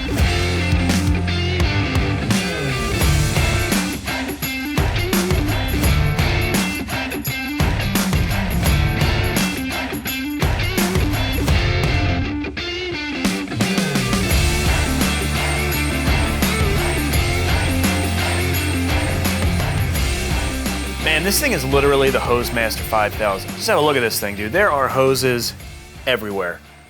I mean, there's 4 hoses coming out of the freaking gas tank alone. They're just all over the place. And for such a simple machine, there's just so much stuff.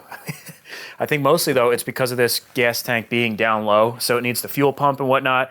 I mean, if you look at this petcock, you've got the 2 fuel lines right there. And then if you come around the back, there are 2 more on the back. So there's 4 lines going to that. And then there's this junction right here that runs up to the tank up here. I mean, it's absolutely crazy, but I have to say, I'm getting an appreciation for the way that this thing looks. There's just some really cool components on it. And I think once it's all together, with these translucent red lines and stuff, it's gonna look really good. And then I've got our carburetors right here. This is the one that we're gonna be running. I just wanted to show you guys some changes that I made to make this work. I'm going to be running this 38. And as you noticed, probably, this inlet right here is totally custom. So if you look at this one, this is like a regular carburetor, but that would not fit what we needed. So there's a boot right here. This is one of the OEM boots that goes to the intake duct, and it would not fit on the regular 38. I mean, you could probably heat this up and stretch it on there, but I felt like that was like kind of a half-ass way of going about it. So I sent this off to Dave Moore Racing, and he made this custom, I think you would call this a Spidget. I'm not really sure, but anyways, now check this out. It fits on there perfectly. So we'll be putting a filter on top right here. You'll see why. It makes it fit in there really nicely. And and on this side too, he shaved this down a little bit. If you look at this one, you can see it's much, much larger. Let me flip this around here. It's pretty considerable how much he shaved off of there. And that made it so that I could fit it right into that red UPP boot on the engine side. This thing will pop right in place. I thought that I had red carb lines, but I guess I used them on something else. So we're just gonna run the pink ones for now. We'll put our throttle in place too. This is an Hermosi. You can see it's got a little ball bearing or a needle bearing in there. It actually has 2 bearings, one in the top and one in the bottom. I've already gone ahead and greased those. Just kind of getting everything in place right now. And then once the machine's on the ground and we can sit on it, we'll adjust everything to where it's nice and comfortable.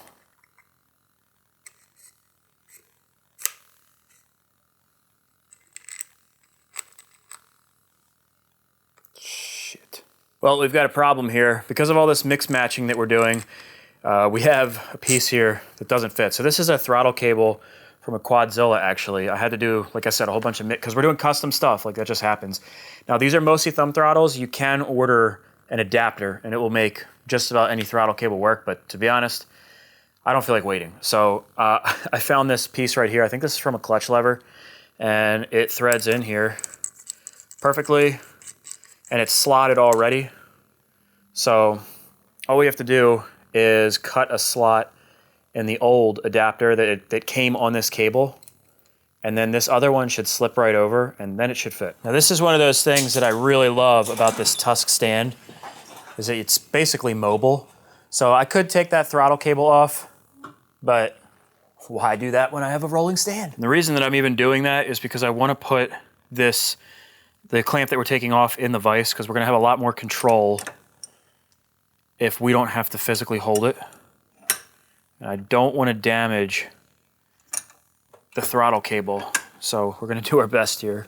Now, this could be a stupid idea, and it probably is, but I think we can pull it off.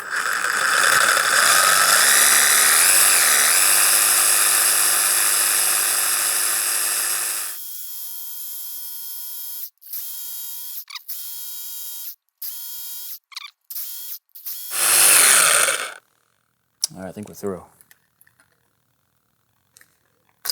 Boom. Perfect, and no damage either. All right, check it out. Pops on there, no problem.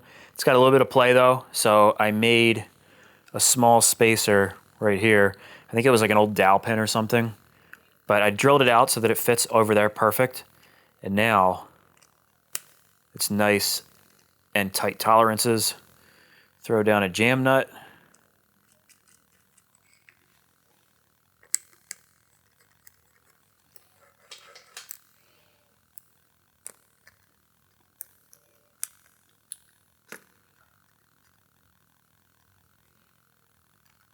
I do a little bit of adjustment down here at the carb. Fine tune it up here. That's money. Now I can throw the cover on and our throttle is good to go. Easy fix, man. No problem for us. Man, this setup is looking really, really nice. And check this out. On that thumb throttle, you've got these little set screws. You can loosen those up and adjust this up or down. And on the fly, you can adjust this forward or back in 3 different locations. So depending whether you're sitting on or standing on the bike, you can get it in a nice, comfortable spot. Plus that satisfying sound. Nice. I am getting to that point though where I'm about to throw a wrench through the wall. So I'm gonna stop and I'm gonna eat. I'll see you guys in a little bit. Well, I just had a huge spicy chicken sandwich, a slice of pizza, large order of fries, 12 wings, and a giant soda.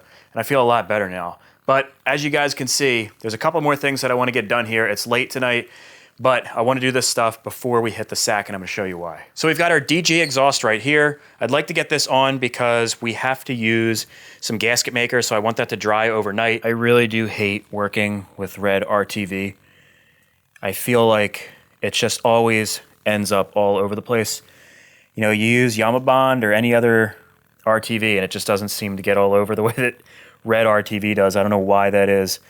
It's definitely earned itself a special spot in hell right next to anti-seize. I got it in there nice and good.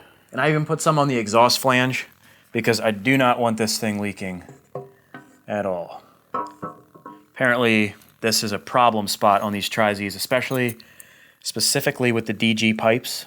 Not sure why. This was vapor blasted by Moto Blast. Looks like a brand new silencer. It's kind of cool that it doesn't say DG on there, so it's like, who knows what brand it is. Kind of cool. Put this thing in place, and we're like not even close to any mounting points. I think I'm gonna have to drill a hole here in the grab bar. There's just like nothing even remotely close. There's these two down here, but they're too far away. So this is a really beefy grab bar from Wicked Metal Designs. I think I'm just gonna drill and mount straight to the grab bar like that.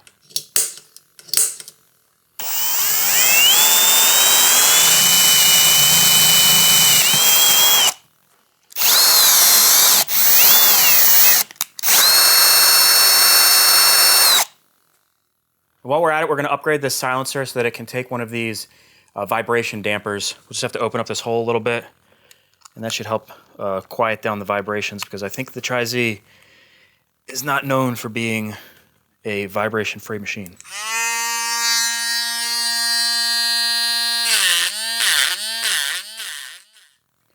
Snap this bad boy in place. Got our favorite red compound on the silencer as well. Slide this in place.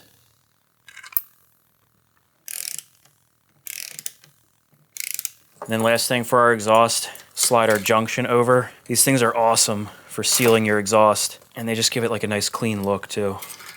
They're really cheap. You can get them on Amazon. It's like 11 bucks for 2 of them.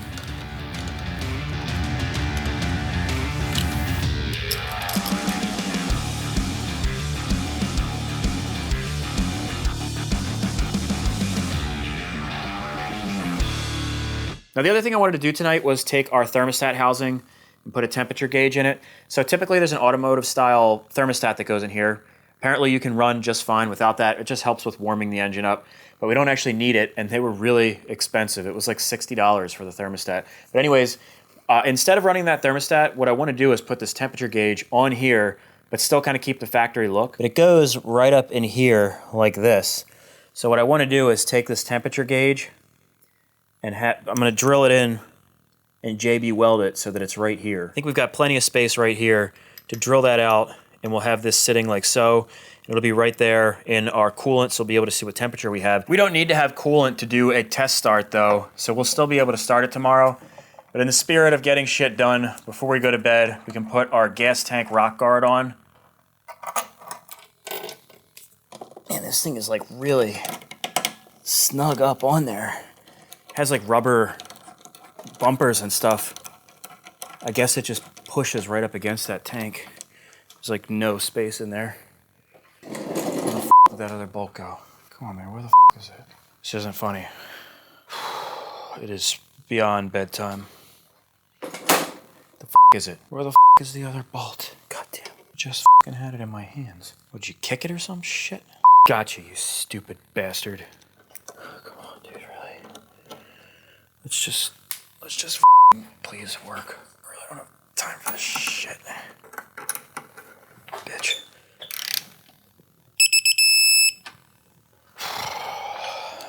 One last, final thing. We must put the wheels on.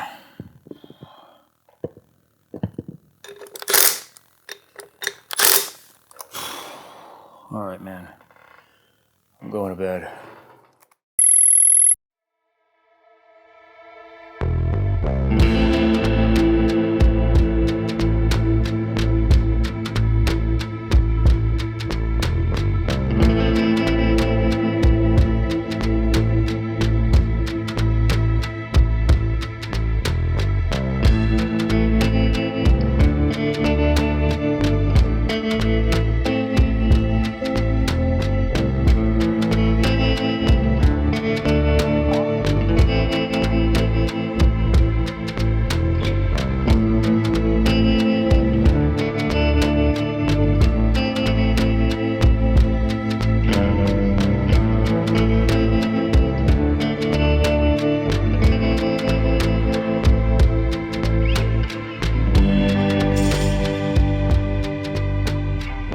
Man, this thing has got an absolute dump truck of a rear end. And then it's got this skinny little tire up here. I've already decided that we've got to switch out that front tire. It's just too small, man. Compared to the tires in the back, I just don't think it looks right. It looks really cool though, man, just the way that it sits. But I think we might actually have to narrow up the back end here. To put it into perspective, I'll throw the back plastics in place. I mean, we're literally entirely outside of the fenders on both sides. I mean, I don't know. I don't know, man. Just sitting on this thing, this feels really dangerous. It really does. We'll worry about safety later, though, you know, when we're going like 70 miles an hour on the dunes. But most importantly, though, we do need to get oil in this machine. So the oil fill hole is so small, I don't even think we can use one of the Tusk disposable funnels, which I really like those. Just, you know, no fuss, no muss.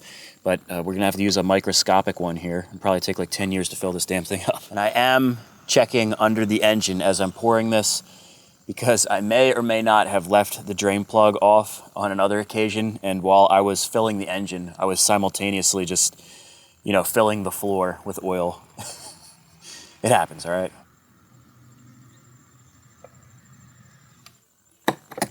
Well, scary enough. Oh my God. I almost forgot to take the paper towel out of here. I had this in here after I washed the gas tank just to absorb all the moisture and whatnot.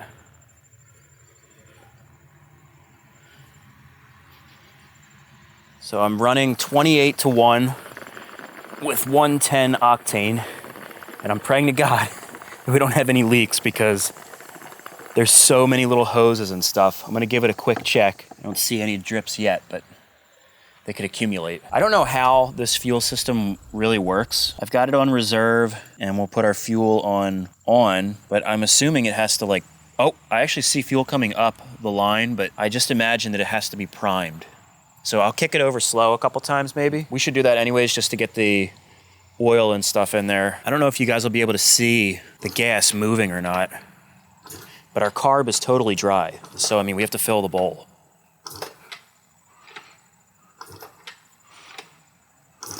Yeah, I think it's taking in fuel. Oh, yeah, I just saw the fuel come up through here. I see bubbles, but I don't see it in the main fuel line yet. So I'll probably just keep kicking this over until the main line fills up with fuel. Oh, I see it. I see fuel coming in. So the fuel pump's working. But I want to make sure we got plenty of fuel in that bowl before we really start kicking it. I have the kill stop on right now so that it won't try to start. There seems to be some kind of suction going on because I keep seeing bubbles coming through here as I'm kicking it. But I want this main fuel line down here. I think that should at least have fuel in it before we kick it. I have seen the fuel running through there, but I don't think our bowl has enough fuel just yet. I think what I'm gonna do is give this thing a shot of fuel. This is just filled with the same fuel that I have in here. And if I can get this thing to kick over, then probably the fuel pump will get started. No problem. We'll see if that gets it to spark. I don't even know if this thing would start if it had fuel in it, so. All right, let's see. Whoa!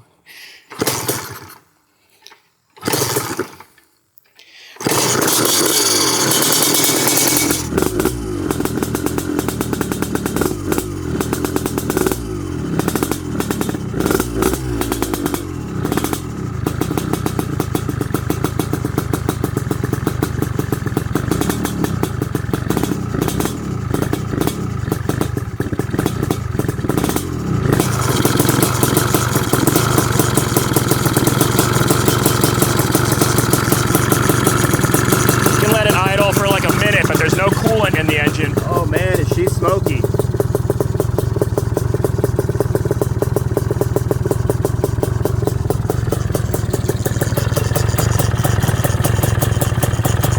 Has kind of a weird sound to it.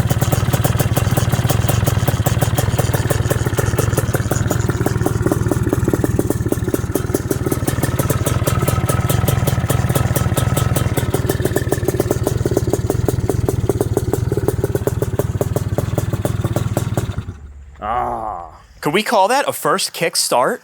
I think the very first kick after we sprayed that fluid into the carburetor, it actually kicked over. That's awesome, dude. You know, Besides the whole fuel pump deal, this is one of the easiest first starts I've ever had. Man, that is awesome. I think it sounds really good.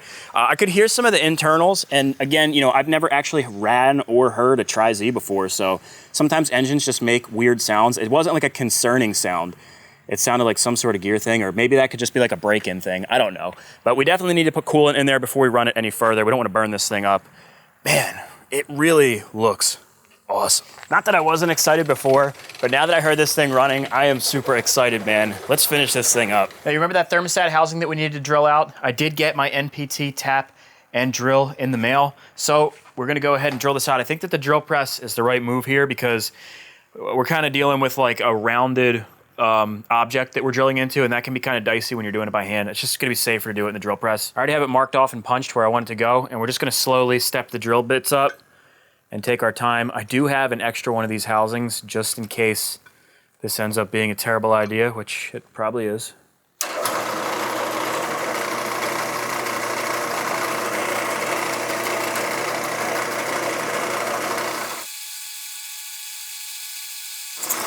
There's no going back now. And this is a 37/64 drill bit. This came with the tap.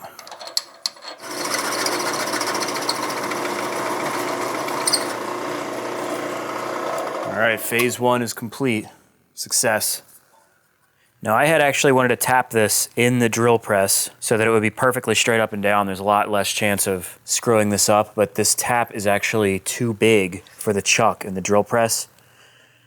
So I'm gonna go ahead and be even stupider and tap this by hand, but I've got a pretty steady hand. I think I can do this. Once it gets started, it's game over.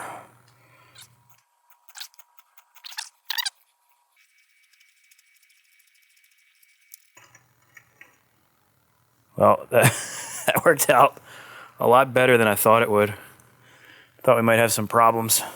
There it is, and this is actually so solid. I wouldn't be surprised if we put some Teflon on here. This would never give us an issue. I don't think JB Weld is actually necessary. So I'm gonna use some Yamaha 6B, or actually Yamaha 4, because it's gray. But if we put this in here and put that in place, that's what it's gonna look like. It's pretty much out of the way. You know, it's not too close to the spark plug. This is a congested area no matter what we do, but that's gonna be really visible. Even with the side panel on, I checked, you can still see in there and see the temperature, so I think that's a solid modification.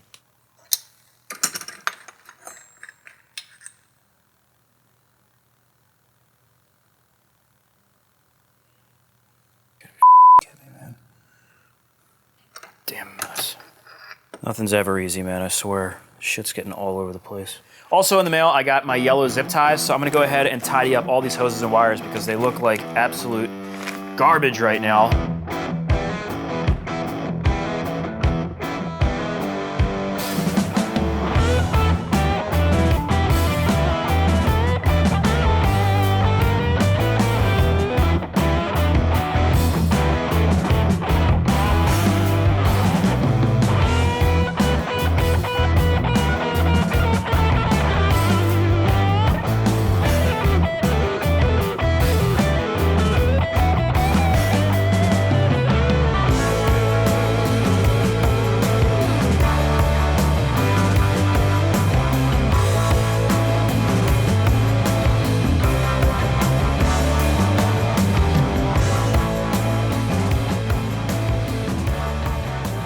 Man, we are honing in on the finish line here. Beyond putting the plastics on, there's really not that much more to do. I do want to put our headlight fixture on though. This piece, I gotta say, I'm pretty proud of. As you can see, I have it converted to LEDs.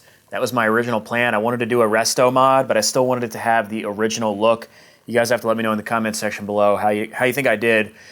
You can see the lights didn't quite fit in the housing perfectly, so I filled it in with weather stripping. And then, of course, I restored the plastic, got a brand new warning indicator for overheating, and brand new bushings and everything. Really, really just an awesome piece. I'm really happy with the way this turned out.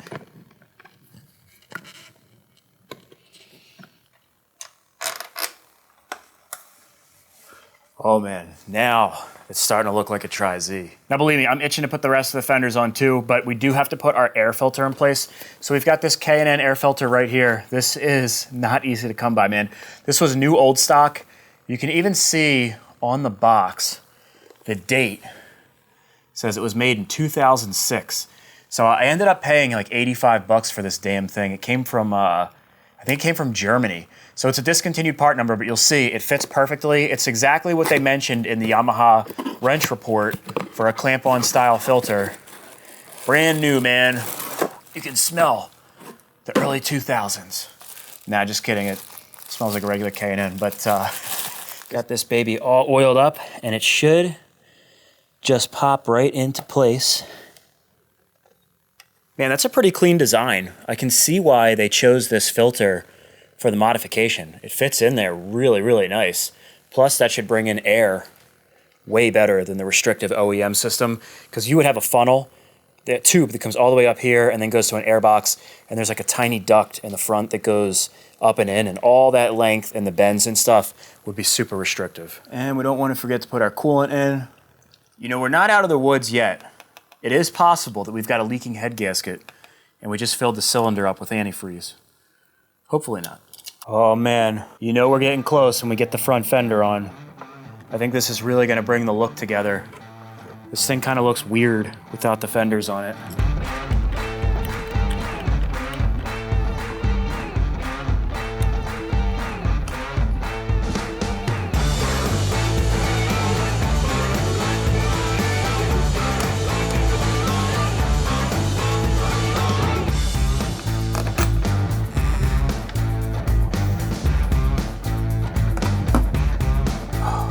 Man, I could smell victory, and then this happened. The plastics don't fit down, they hit on this K&N filter. But in all fairness, it does say in the wrench report that a portion of the rear plastics have to be cut out. So I'm just gonna chop that section out, and it really isn't a big deal at all. I'm just so excited to get this damn thing together and get the graphics on there and see what it looks like though.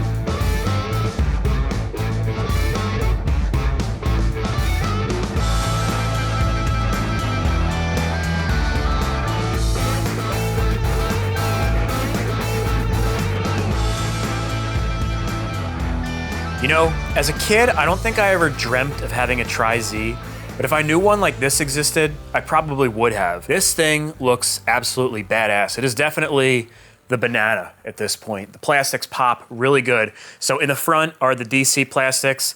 This is DC plastics, this is DC plastics, and this is Meyer. You can actually see the sticker back here. That is gonna be coming off. Sorry, Meyer. But anyways, the Meyer plastics are actually the nicer of the bunch. You can see they're super shiny. These DC plastics were not this shiny. I actually spent a really good amount of time wet sanding and buffing these to get a nice shine on them. When they come, they are nice, but they're definitely not as nice as Meyer. Now, I'm not bashing the company because they're very transparent with what you're gonna get when you order their plastics. It says that they're not going to have a brilliant shine like they're coming from the factory, and they're very affordable. The price point is excellent on them. So all that's left to do is put our retro style graphics on. I love the way these things came out, man. If you look in the background, I got my logo ghosted back there. I design these and I send them to 725 Designs, and my buddy Todd prints them out. They're gonna look really, really good. I've got all the companies that helped out. We've got Rocket Ron for the suspension, the fork guards. On our forks, we're gonna put Power Sports Nation. These are the OEM graphics, and believe it or not, we're gonna put these ugly ass warning decals and stuff on. I want this to be, like I said, it's supposed to be a resto mod. I think it'll be really cool. This is a kit I found on eBay. It has all the original stickers. It even has the one for the shock and a couple other ones. I already put them on though, but that's gonna look really, really good. Before I put them on, I wanted to show you guys under the seat. I thought this was really cool. So this is where the airbox would typically be, but because it's not, we've got a ton of space in here. I'm not gonna do it in this video, but I could probably build a storage container and put something in there. You could put like 3 or 4 water bottles in there, a toolkit, straps, all kinds of shit, man. You guys may also have noticed that the back wheels are a little bit tighter. I did take the spacers out, but don't worry, it's still much wider than stock.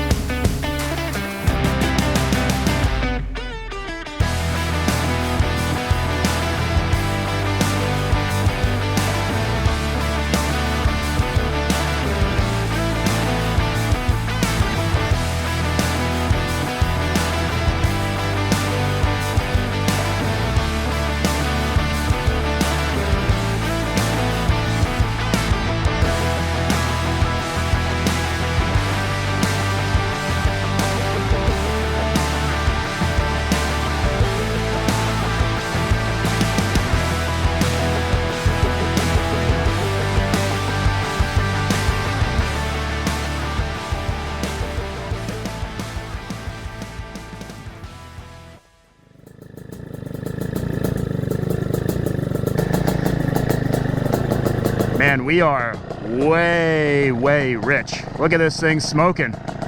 Holy crap. Now, of course, we're gonna have to jet it down. That's okay though. The purpose of a test ride is really to make sure like the transmission works, the clutch works and stuff.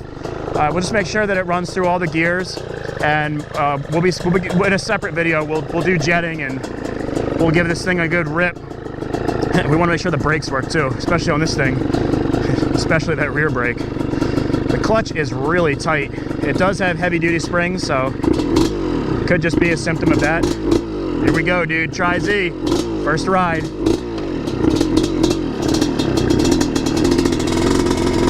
baby, nice and smooth. Oh, dude.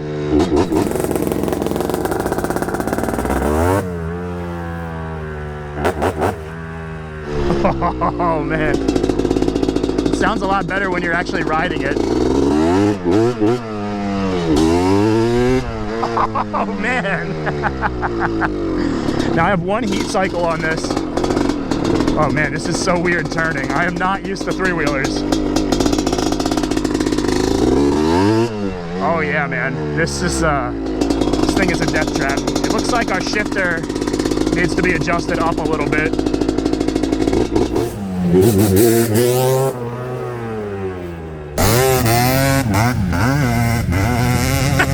He said I better not tempt fate too much, and then he just dumps the clutch.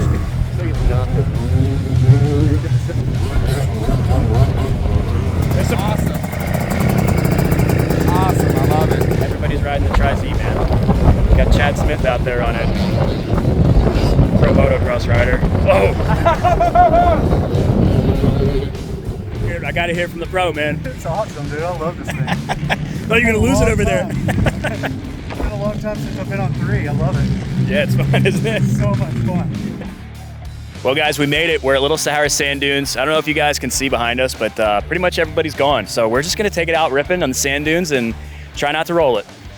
I had quite a few people ride this yesterday, and everybody just had a blast on it. It's really just a really fun machine.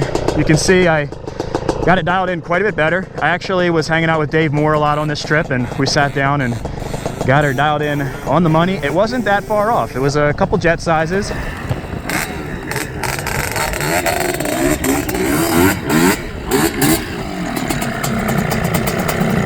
I don't think those edges are doing it any favors. Buddy, this thing is one of the best running TRI-Z's I've ever been on. For real? For real, I'm not bullshitting you. This thing's got good power. That's the reason I got rid of the TRI-Z's in the early days, because they didn't run good. This thing runs amazing. I guess that boost port and raising the exhaust port and all that and the carburetor made a big difference. Yeah, I mean, and it handles good. See, Dave's an old school trike guy, so he knows the difference. I can't even tell by comparison because I've really never ridden a three-wheeler. It just feels so good. Dude, that's awesome. That makes me so happy. It makes me rethink my hatred for TRI-Z. You can quote me on that. That's awesome.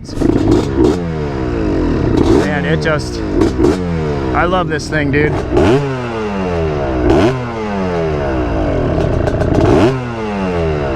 Yeah.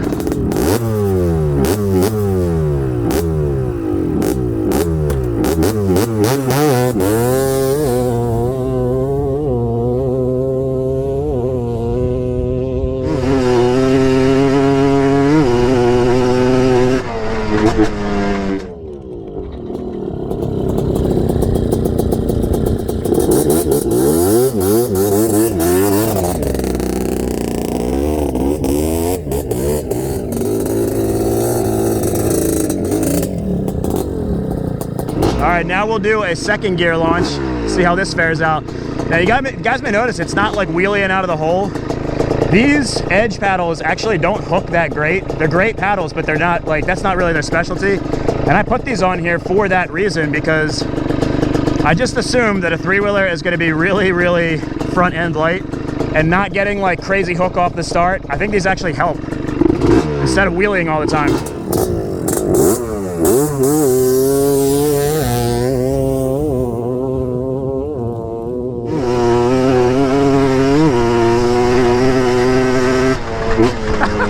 I just realized that that was first gear.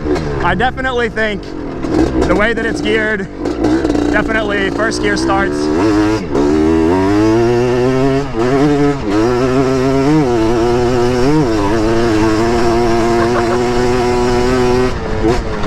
Dude, this thing is just so much fun.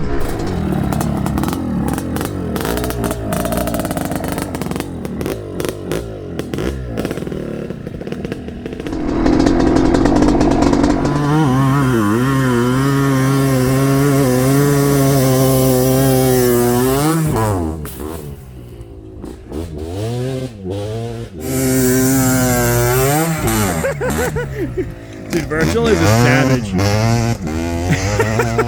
Virgil's been in the game for a long time. I think he's 53 years old. You know, he's like not new to the three-wheeler game at all.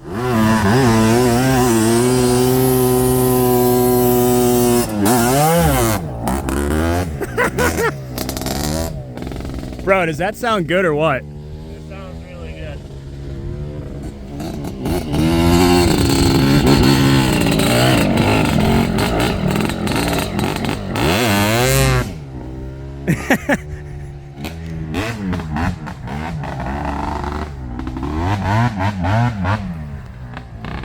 It runs good. It really does run good. It's got such a strong mid-range.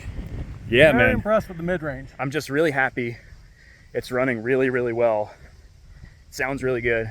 It's got good power. And it's just a hell of a lot of fun, man. You just have to be careful. You really do. It's super fun, dude. If you've never ridden a three-wheeler, it is an experience that you just have to, you got to try it, dude. Nobody can really tell you what it's like.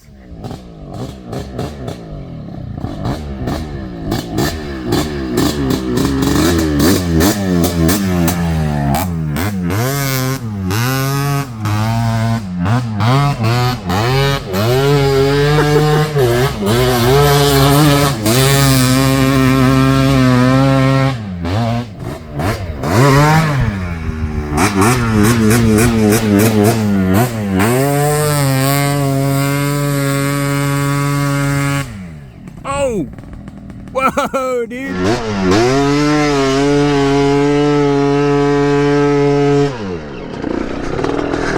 That was close, bro. It started to bite a little too much. Oh, you're good.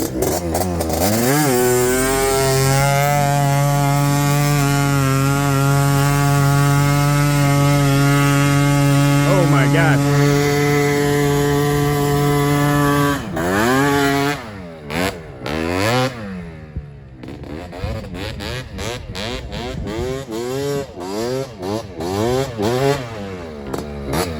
Once we were done riding, I headed to Norfolk, Nebraska to visit the Power Sports Nation headquarters. I was excited to see Todd, the owner, and to see his reaction to seeing the TRI-Z for the very first time since it's been restored. What do you think, Chad? It's what a TRI-Z should have always been. Now it's already been rolled 3 times. Yeah, Twice by me, once by Liam. Where did it hurt it? Can you find it? Yeah, that's it. Right there. Yeah, it rolled this cracked way, it? and I think it probably dug this. That's rub marks. So it must have come up. Was that operator error or equipment error? That would be operator error for sure. That's awesome.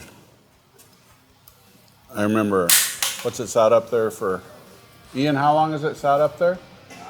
10 years. Never thought it would be back to this position in my entire life.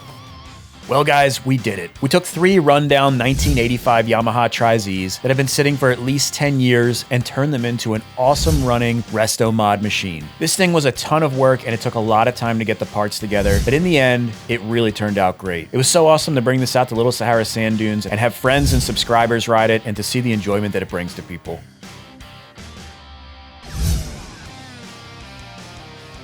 Now, just like with any build, I know everybody's wondering how much did it cost to build this damn thing? I always keep a detailed spreadsheet with each one of my builds. These are all of the expenses that went into the TRI-Z. These are MSRPs, so it's what you could expect to pay if you were to do this project. So the total number in parts comes to $10,116.02. Now, I got these TRI-Zs as a part of a business deal with Power Sports Nation, but I would value them at about $3,200 for all of the parts bikes. So with the $3,200 and the $10,116 for parts, parts, our total comes to $13,316.02. Now keep in mind, guys, this is just the cost for the parts and the services like powder coating and stuff like that, and it doesn't include any of my labor.